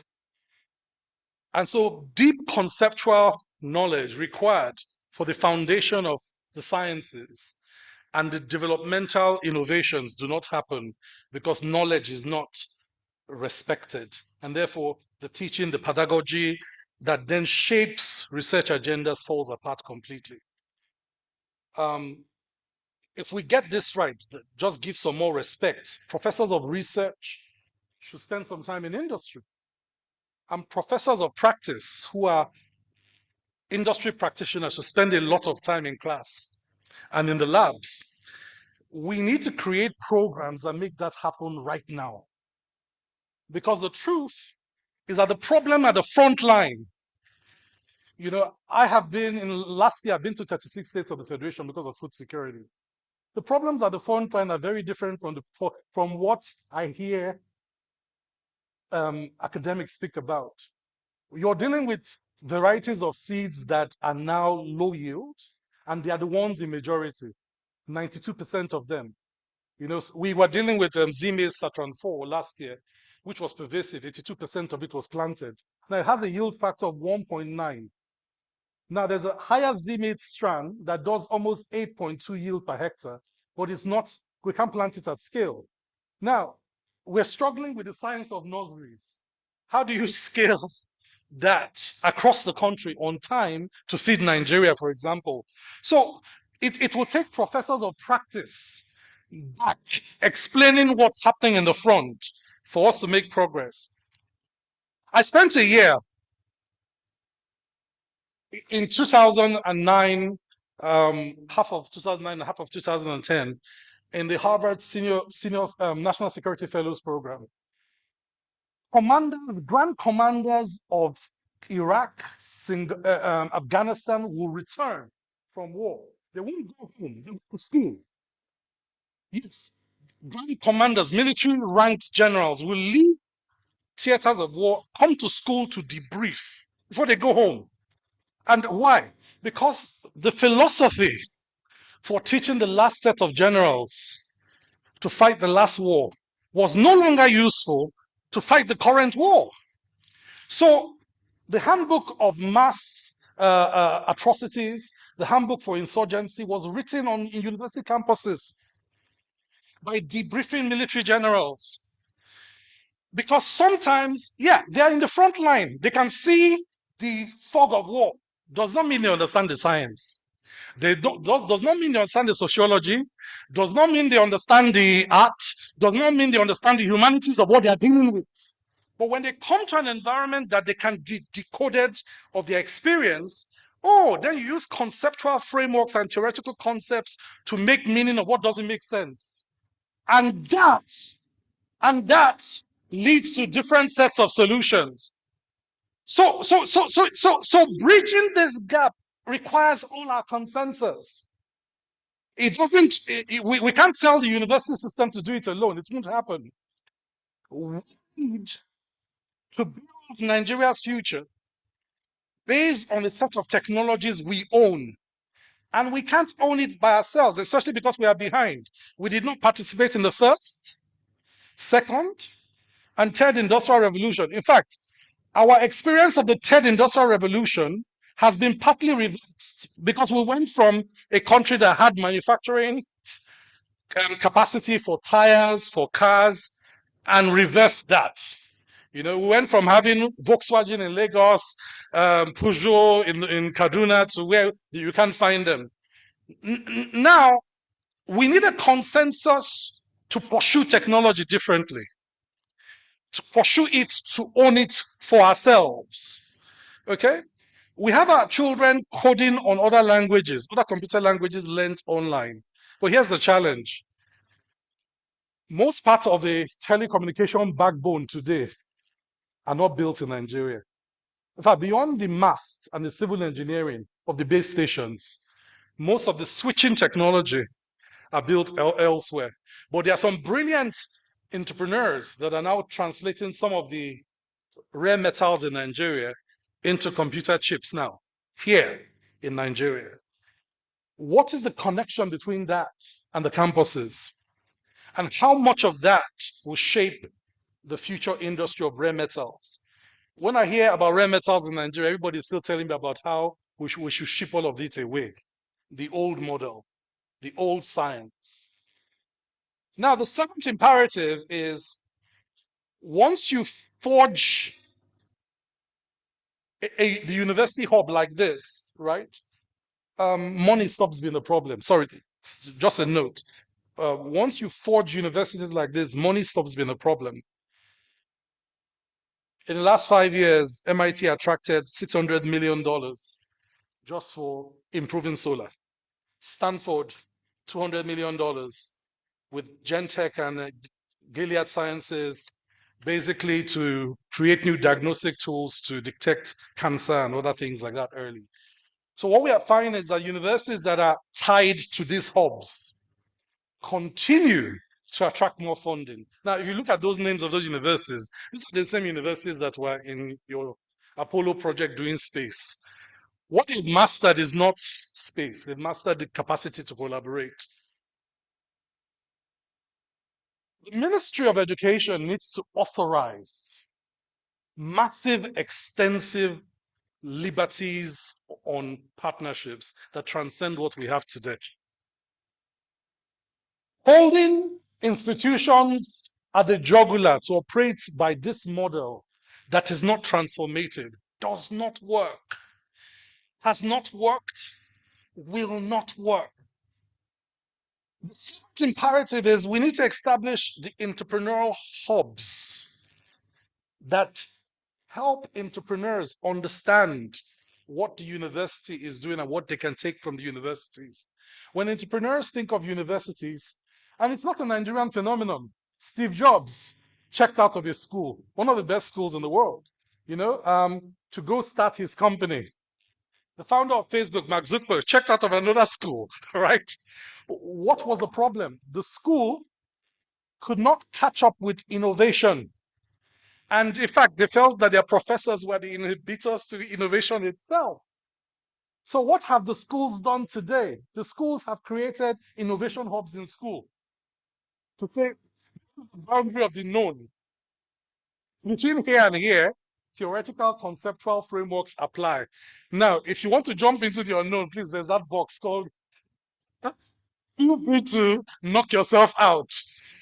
But what that has done is that innovation that used to leave school because there was no space in school It's staying in MIT. It's staying in Harvard. It's staying in NCR. And it's staying there now because these universities have understood that we hold the boundaries of the known. But our children and their minds hold the boundaries and the possibilities of the unknown. Your Excellency, distinguished ladies and gentlemen, a multidisciplinary, multi-dimensional, frontier, target-oriented national education hub or hubs requires political authorization to be globally competitive. So we have to do a few things. We have to rebuild Nigeria's intellectual foundation to enhance productivity and competitiveness. These hubs can build leaders that manage the workforce of the future. And it's possible for Nigeria to become a leading industrial reformer in Africa. It should happen in our time. Because after 13 years of this university saying the same things, time to move. Time to move. Number two, we need to establish an industrial development policy nexus with education hubs. When we discuss industrial policy, a lot of times we put education at the level of where we say skilled manpower and put a full stop. No. All the models we have seen around the world, education is at the core of the industrial development policy. At the core. At the core. Because it answers 5 questions. One, if you are industrializing and you don't have the capacity and you need to borrow the capacity today, education answers the question where you will house the know-how to build the capacity tomorrow. But if you build your industrial policy based on just bringing people to exploit your resources with no capacity to build your own, then you end up where we are. An oil and gas sector that's been here for almost 6 decades. But when you look at the know-how to have run a refinery, it took us 60 years for our first private refinery to find its legs. And for that refinery to now shame our public refineries to come along. Almost kicking and screaming. So the students of the graduating class of 2025, I say to you in the words of my late teacher, who he loved Latin for some strange reason. That generation taught in Latin. And he would say, nanos gigantom humoris incidenses. And he usually was quoting Sir Isaac Newton, who said, if we have seen any further, it is by standing on the shoulders of giants. The younger generation needs to commit to mastery. And mastery means not doing the best you can. Mastery means being the absolute best at it in the world. But to achieve mastery, dear graduates, a couple of things come to mind. One, find your ikigai. Find that thing that you love to do, that you're good at doing, that you're passionate at doing, that meets the need in the world, but most of all, that drives an economic engine. You find a young person says passionate about something, but the thing makes no money. I say you've not found your ikigai. And the Japanese had the wisdom to this. You cannot pick an ikigai that does not drive economic engine. You cannot be passionate enough to pursue something that does not pay the bills. Okay? Finding your ikigai is key. So find your ikigai and aim for mastery. Find the masters in your field, and then spend time to acquire the secrets that the masters of your field have acquired. It takes time. The tipping point says it takes 10,000 hours of practice to master anything.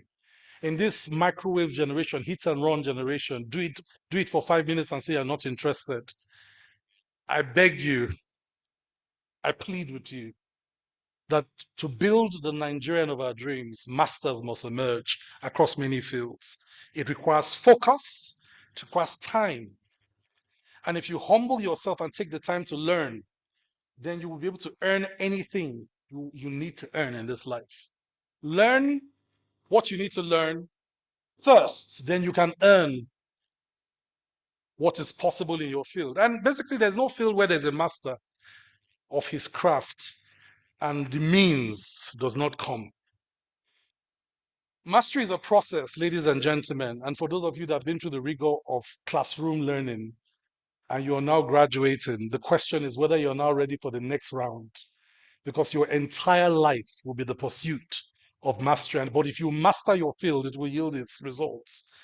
And mastery, while it requires investment and effort, will be worth it, because you will be rewarded, has been celebrated as those who have made a difference in their field and in their world. So this is the proper order of things, ladies and gentlemen. If we see any further, it's because we as dwarves, we astride the shoulders of giants. And in our time, all things are possible. And whilst we deal now with a country that people beat pop, blue, black, and red for being on its knees, a nation rises because of its people and its dreams. So I challenge you, rise. Thank you, ladies and gentlemen.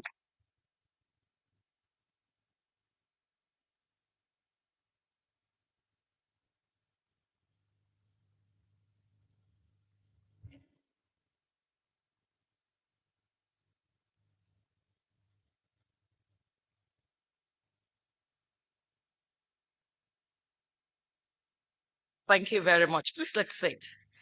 You will agree with me that today's lecturer has strategically put in the nation's space another topic for discussion with this guest lecture and convocation lecture. Please let's give him a better round of applause.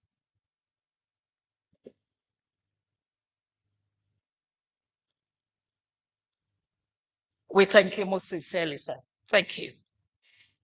At this point, distinguished ladies and gentlemen, the chairman of the occasion says this is his first, and I'm glad he's starting on a beautiful note.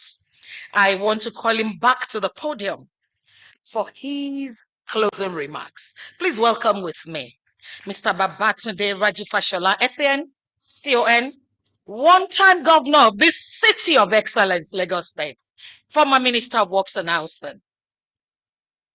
Keep clapping until he comes for his closing remarks.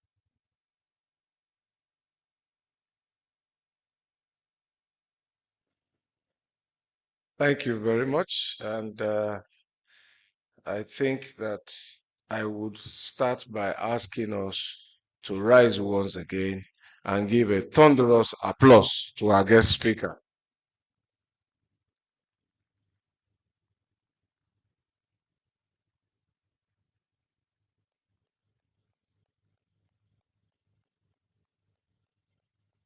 Thank you very much.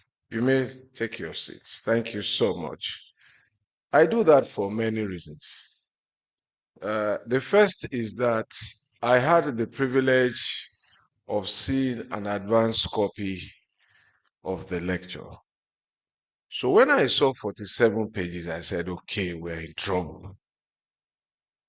And if we leave here in 3 hours, it will be a good day. But you know what? He did it in under an hour. And that was truly brilliant. And I don't think anybody was bored. I wasn't. I was listening. I was making notes. Now, the first note I took was that he said to us that he was not an academic. If you believe that, you believe anything. But he's a PhD holder, he has doctor. So, but he said again that he approaches problem solving from the perspective of a realist. And for somebody who had very deep seminary experience, this is a very, very welcome departure to be real rather than spiritual.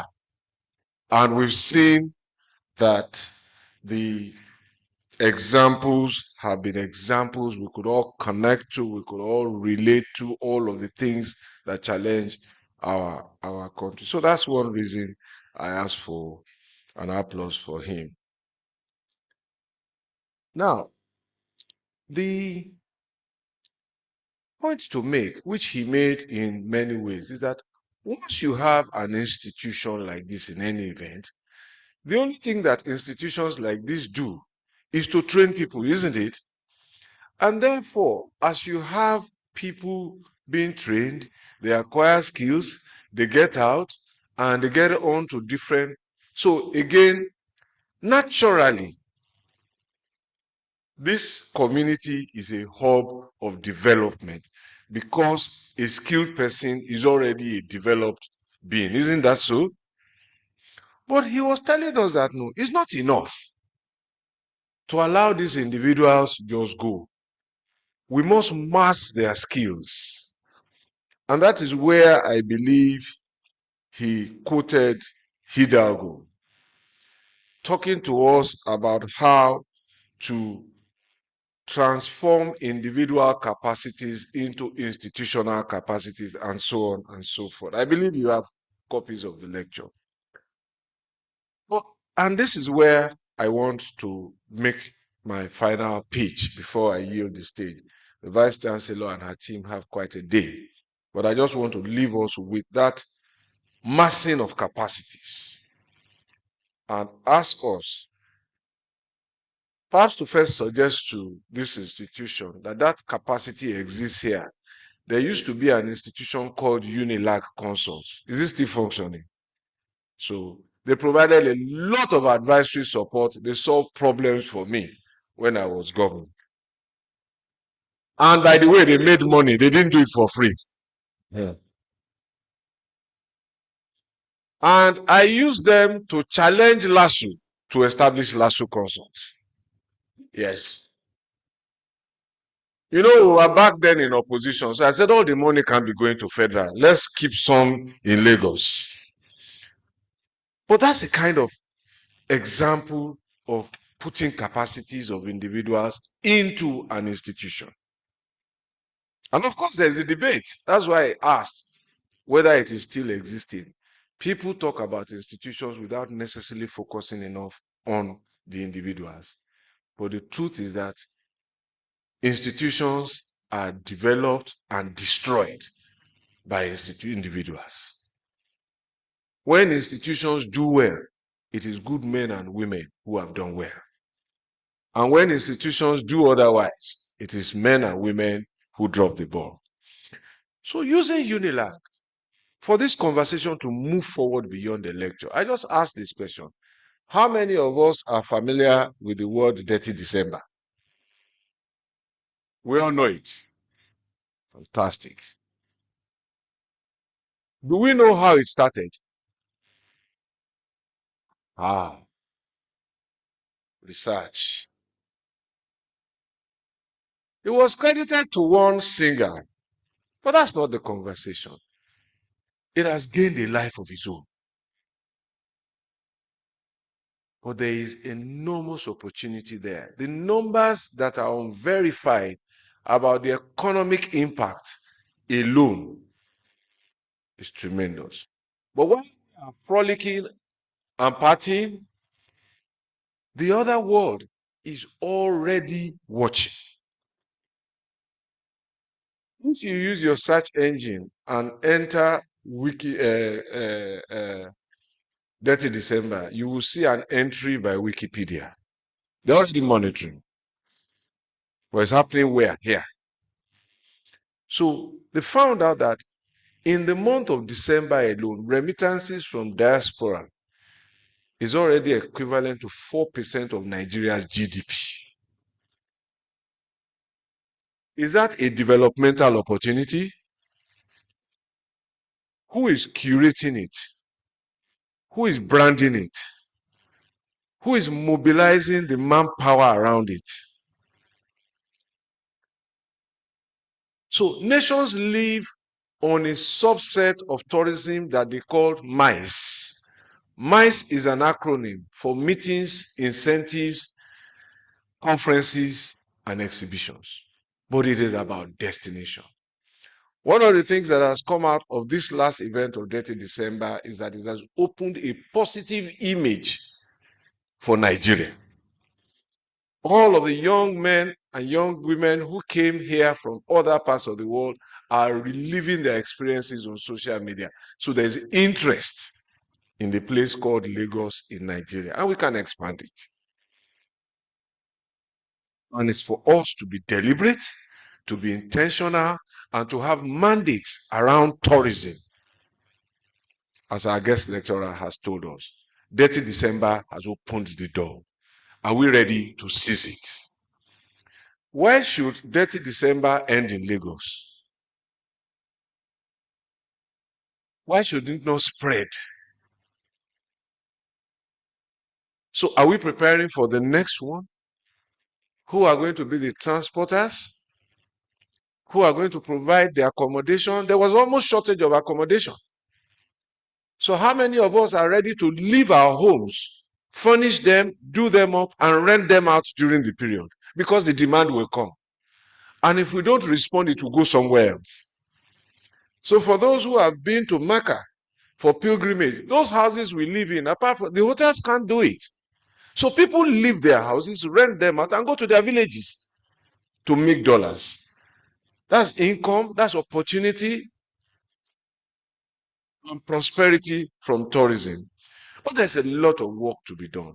And in preparing for the next event, think of beddings, think of fittings, think of maintenance, think of furnishing, think of repairing vehicles, getting everything. The list and the value chain is endless. Ladies and gentlemen, that is where I want to leave this conversation, just to provoke us to think and to act. And as our guest lecturer said, this nation will rise in our time. Thank you very much.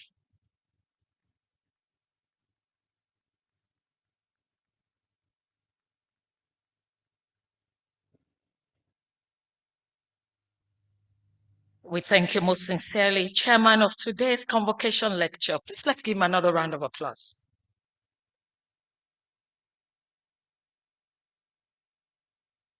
Thank you. At this point, permit me to call back our Vice Chancellor to do what we usually do. We usually say thank you to our convocation lecturers. And so permit me to call back to the podium Professor Folashade Ogunshola, OON, FAS, our Vice Chancellor, for the presentation of gifts to both our chairman of this occasion and the guest lecturer. Please a round of applause for her. Prof.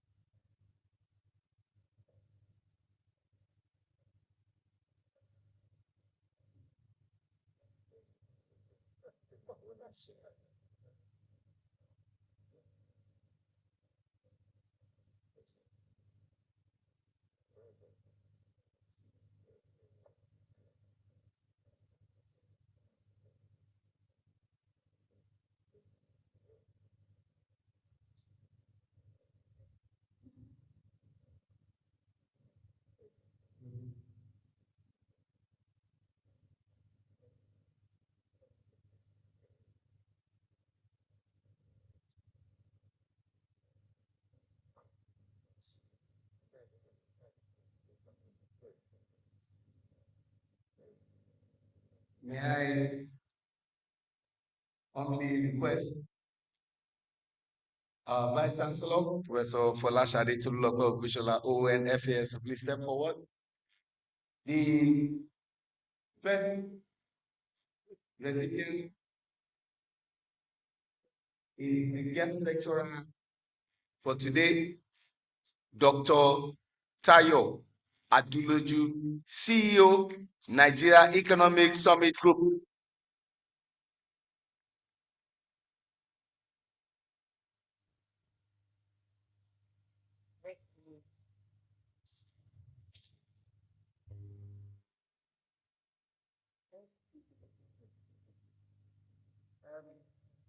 On behalf of the staff and students of the University of Lagos, we would like to thank you for that seat. Very thoughtful, and I can assure you that we shall be working to see how we're going to get the country to build consensus around serious issues that we need to handle. So on behalf of us, we'd like to, this is the works of our students.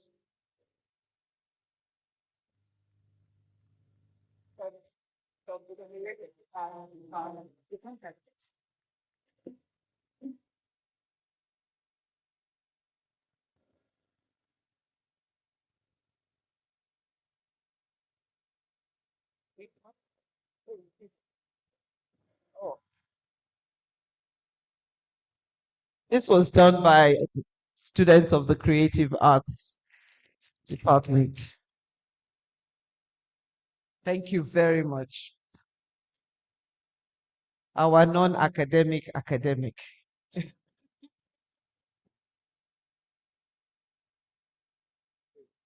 Oh.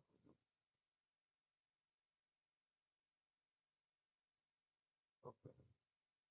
Thank you. Yeah, just congratulations. Thank you. We shall be calling you.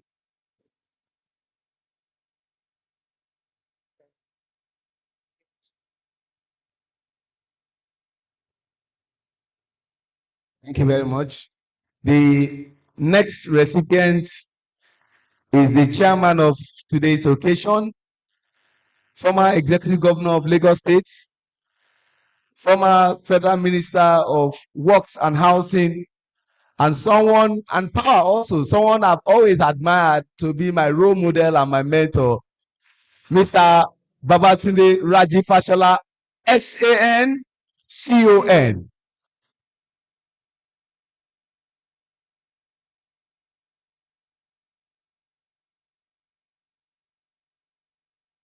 Your Excellency, to thank you for the great summation of that lecture and leaving us with a charge. I can assure you that we will take up that charge. And I can also assure you that in taking up that charge, you will not be uninvolved. Because as you said, we have to go where the capacity is. We don't have all the capacities, but we shall use all the capacities we have access to. And we have access to you. We have access to the lecturer. We have access to many people in this room. I will not say much. We have access to many people in this room, the Pro-Chancellor being one of them, and other people from industry. We will be calling on you because together we really must optimize our potential. We have them, but we're in silos. And so as University of Lagos continues to drive that town-gown collaboration, it can't just be in little bits. We really must do it at scale, and we must do it around consensus. Where are we going? What do we want? What kind of Nigeria are we looking at? And what does success mean? So on behalf of all of us at the University of Lagos, we thank you very much. And from our students at the faculty, at the Department of Creative Arts, this is for you.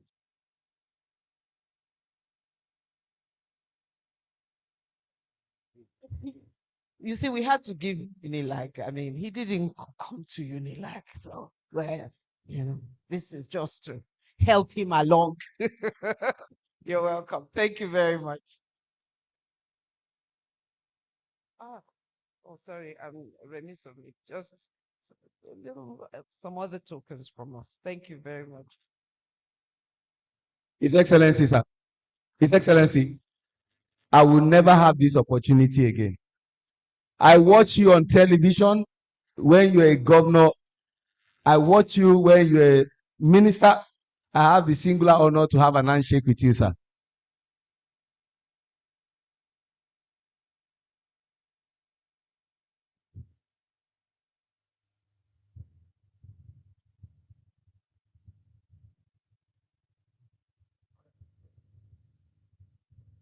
We will pray for indulgence of everyone on this.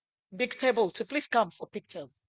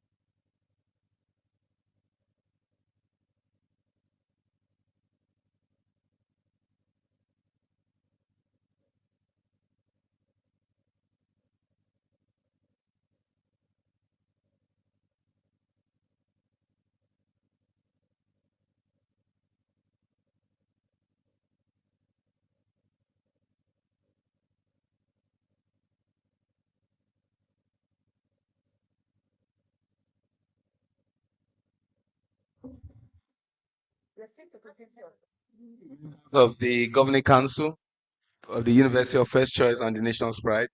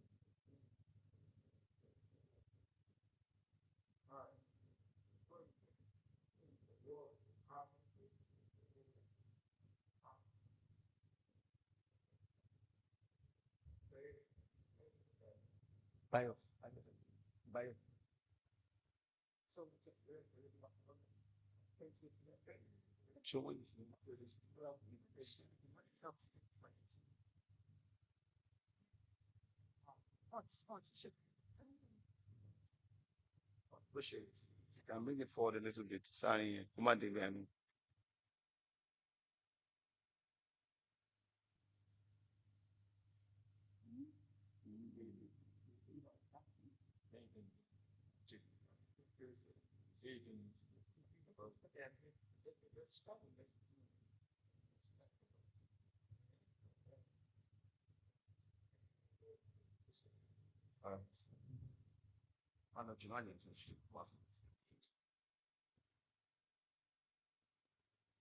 Thank you very much. At this juncture, may I humbly and respectfully invite the Acting Registrar and Secretary to the Governing Council of University of Lagos, Mrs. Olakunle Esther Makinde, MNIM, for a vote of thanks.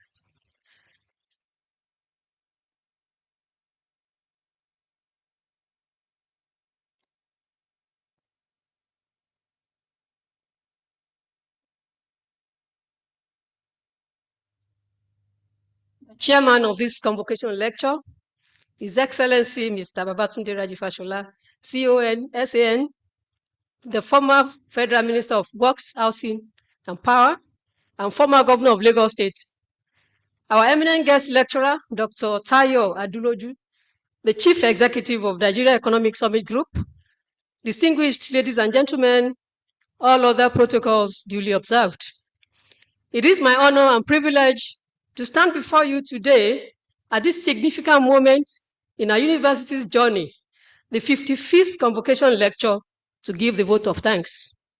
This occasion not only marks a milestone in the history of the university, but also celebrates the spirit of academic excellence and entrepreneurship that defines our university. In the last 1 hour or so, we have listened to an excellent and thought-provoking lecture on the topic, Universities as Hubs for Development and Wealth Creation. You will agree with me that it has been an hour well utilized. Permit me, ladies and gentlemen, to thank profoundly the Vice Chancellor of our great university, Professor Folashade Tolulope Ogunshola, for the excellent choice of the convocation lecturer as well as the topic, which is not only apt, but also highly relevant in today's socio-economic climate in the country. Also for the very hard work in ensuring that the convocation lecturer, Dr. Tayo Aduloju, and the chairman of this occasion, His Excellency Governor Babatunde Raji Fashola, accepted to be in our midst today. We all know how busy their schedules are. We thank Mr. Babatunde Fashola most sincerely for creating time out of his busy schedules to attend and ably, masterfully chairing this historic event. On behalf of the University of Lagos, I express our profound gratitude to you for your presence. It is a great honor and a testament to your unwavering commitment to nation building, leadership, and human capacity development. Your wealth of experience spanning public service, governance, and infrastructural development has not only shaped our nation's progress, but also serves as an inspiration to all. As the chairman of this occasion, your guidance and remarks have set the tone for today's discussions, underscoring the critical role universities play in driving development and creating wealth. We are deeply grateful for your time, wisdom, and support in making this event a resounding success. Please stop. We must also acknowledge your exemplary leadership and dedication to improving lives through public service, which align perfectly with the values we seek to instill in our students. It is our hope that your continued partnership with the University of Lagos will inspire the next generation of leaders and innovators. Thank you once again, Your Excellency, for gracing this event with your presence and for your invaluable contributions to this memorable occasion. We remain ever truly grateful.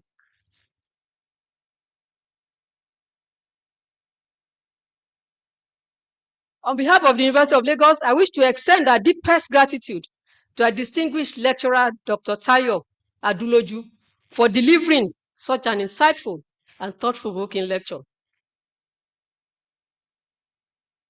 Your expertise, passion, and thought leadership have not only enriched our understanding of the critical role universities play in fostering development and driving economic growth, but also inspired us to reflect on how we, as an institution and individuals, can contribute more meaningfully to this cause.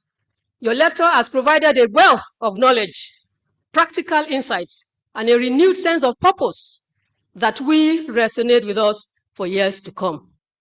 We are truly privileged to have benefited from your wisdom and experience today.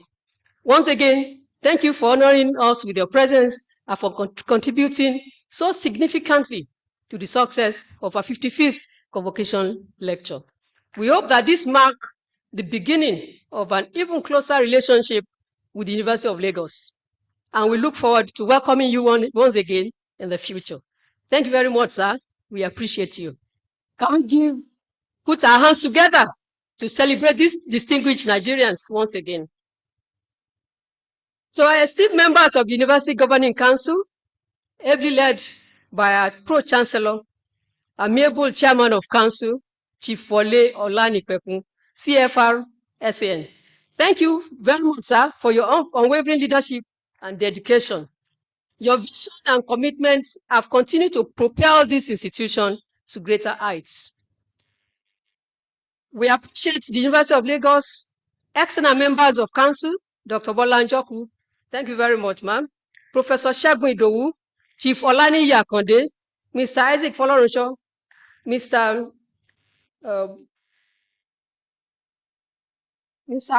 Parawa SN, representing the federal government, Federal Minister of Finance on FNGPC.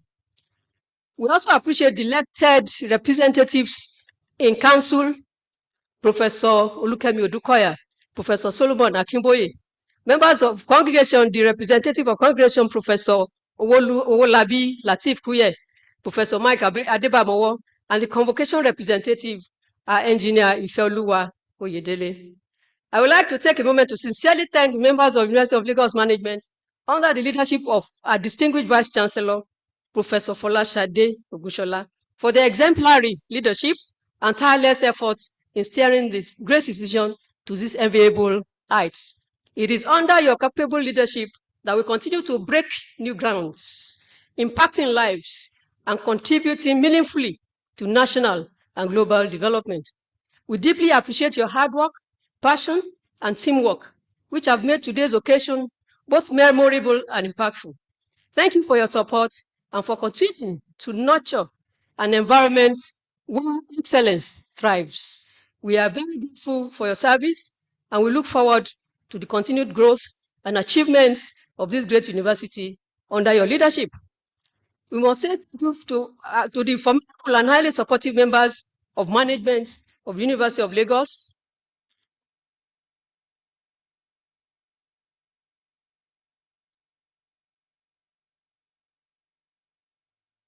There are many, I cannot mention all of them. We know the Deputy Vice Chancellors, Professor Lucian Obinachuku, the Deputy Vice Chancellor, Development Services, sorry for that slip, Professor Ayuashenua, the Deputy Vice Chancellor, Academics and Research, Professor Bolobo, the Bossa, Mrs. Oluwafumila Adekunle, the University Librarian, Professor Yetunde Zaid, the former Provost College of Medicine, and the new Professor David Oke, and the new Provost, Professor Ademola Oremosu, Director of Academic Planning, Louis Ojuyi Lori, Director of Quality Assurance, Professor Olufemi Shaibu. We cannot thank you enough, sirs and mass.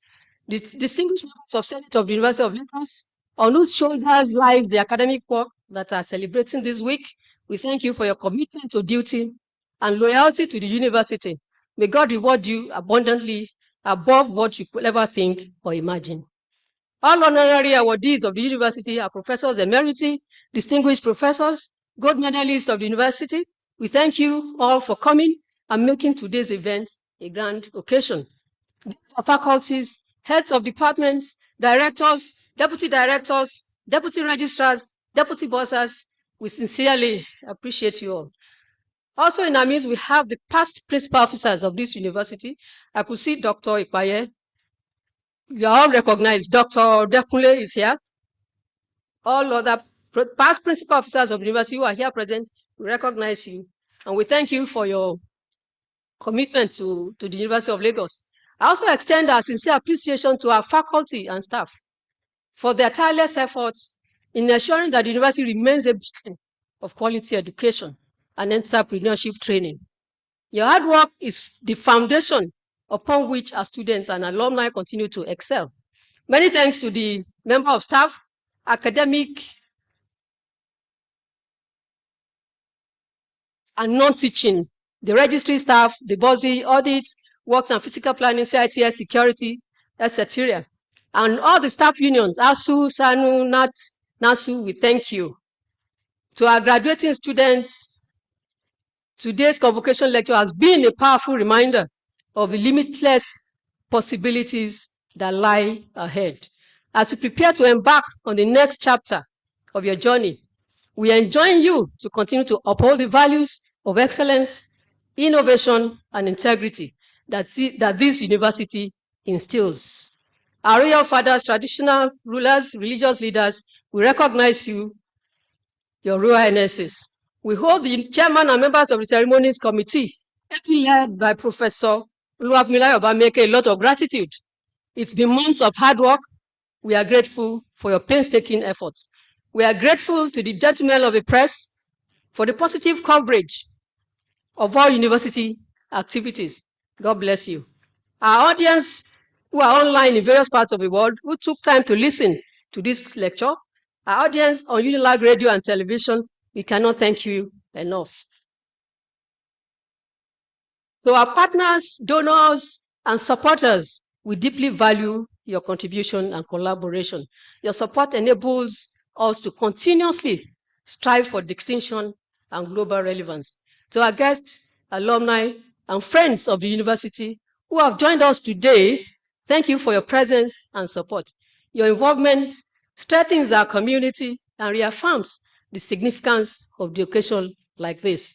Finally, our most sincere gratitude goes to the Almighty God, continues to illuminate our paths with wisdom, and for making today's event a reality and a huge success. As we conclude this session, let us carry forward the inspiration and wisdom gained from here today and channel it into actions that will further impact this great university. Once again, I thank each and every one of you for making this convocation lecture a memorable and enriching experience. I would like to seize this opportunity to remind us that the convocation ceremonies will continue tomorrow, Tuesday, January 14, 2025, and will end on Thursday, January 16, 2025. Kindly attend punctually. Thank you for coming, and God bless you all. Olakunle Makinde is my name.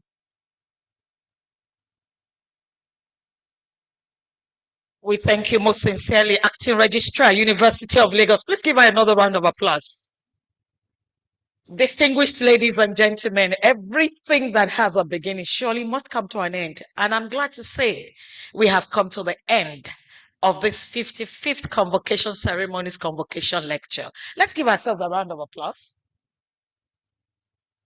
I will crave your indulgence that we please stand and take the first verse of our national anthem while we allow the procession to go through the aisles. Thank you very much.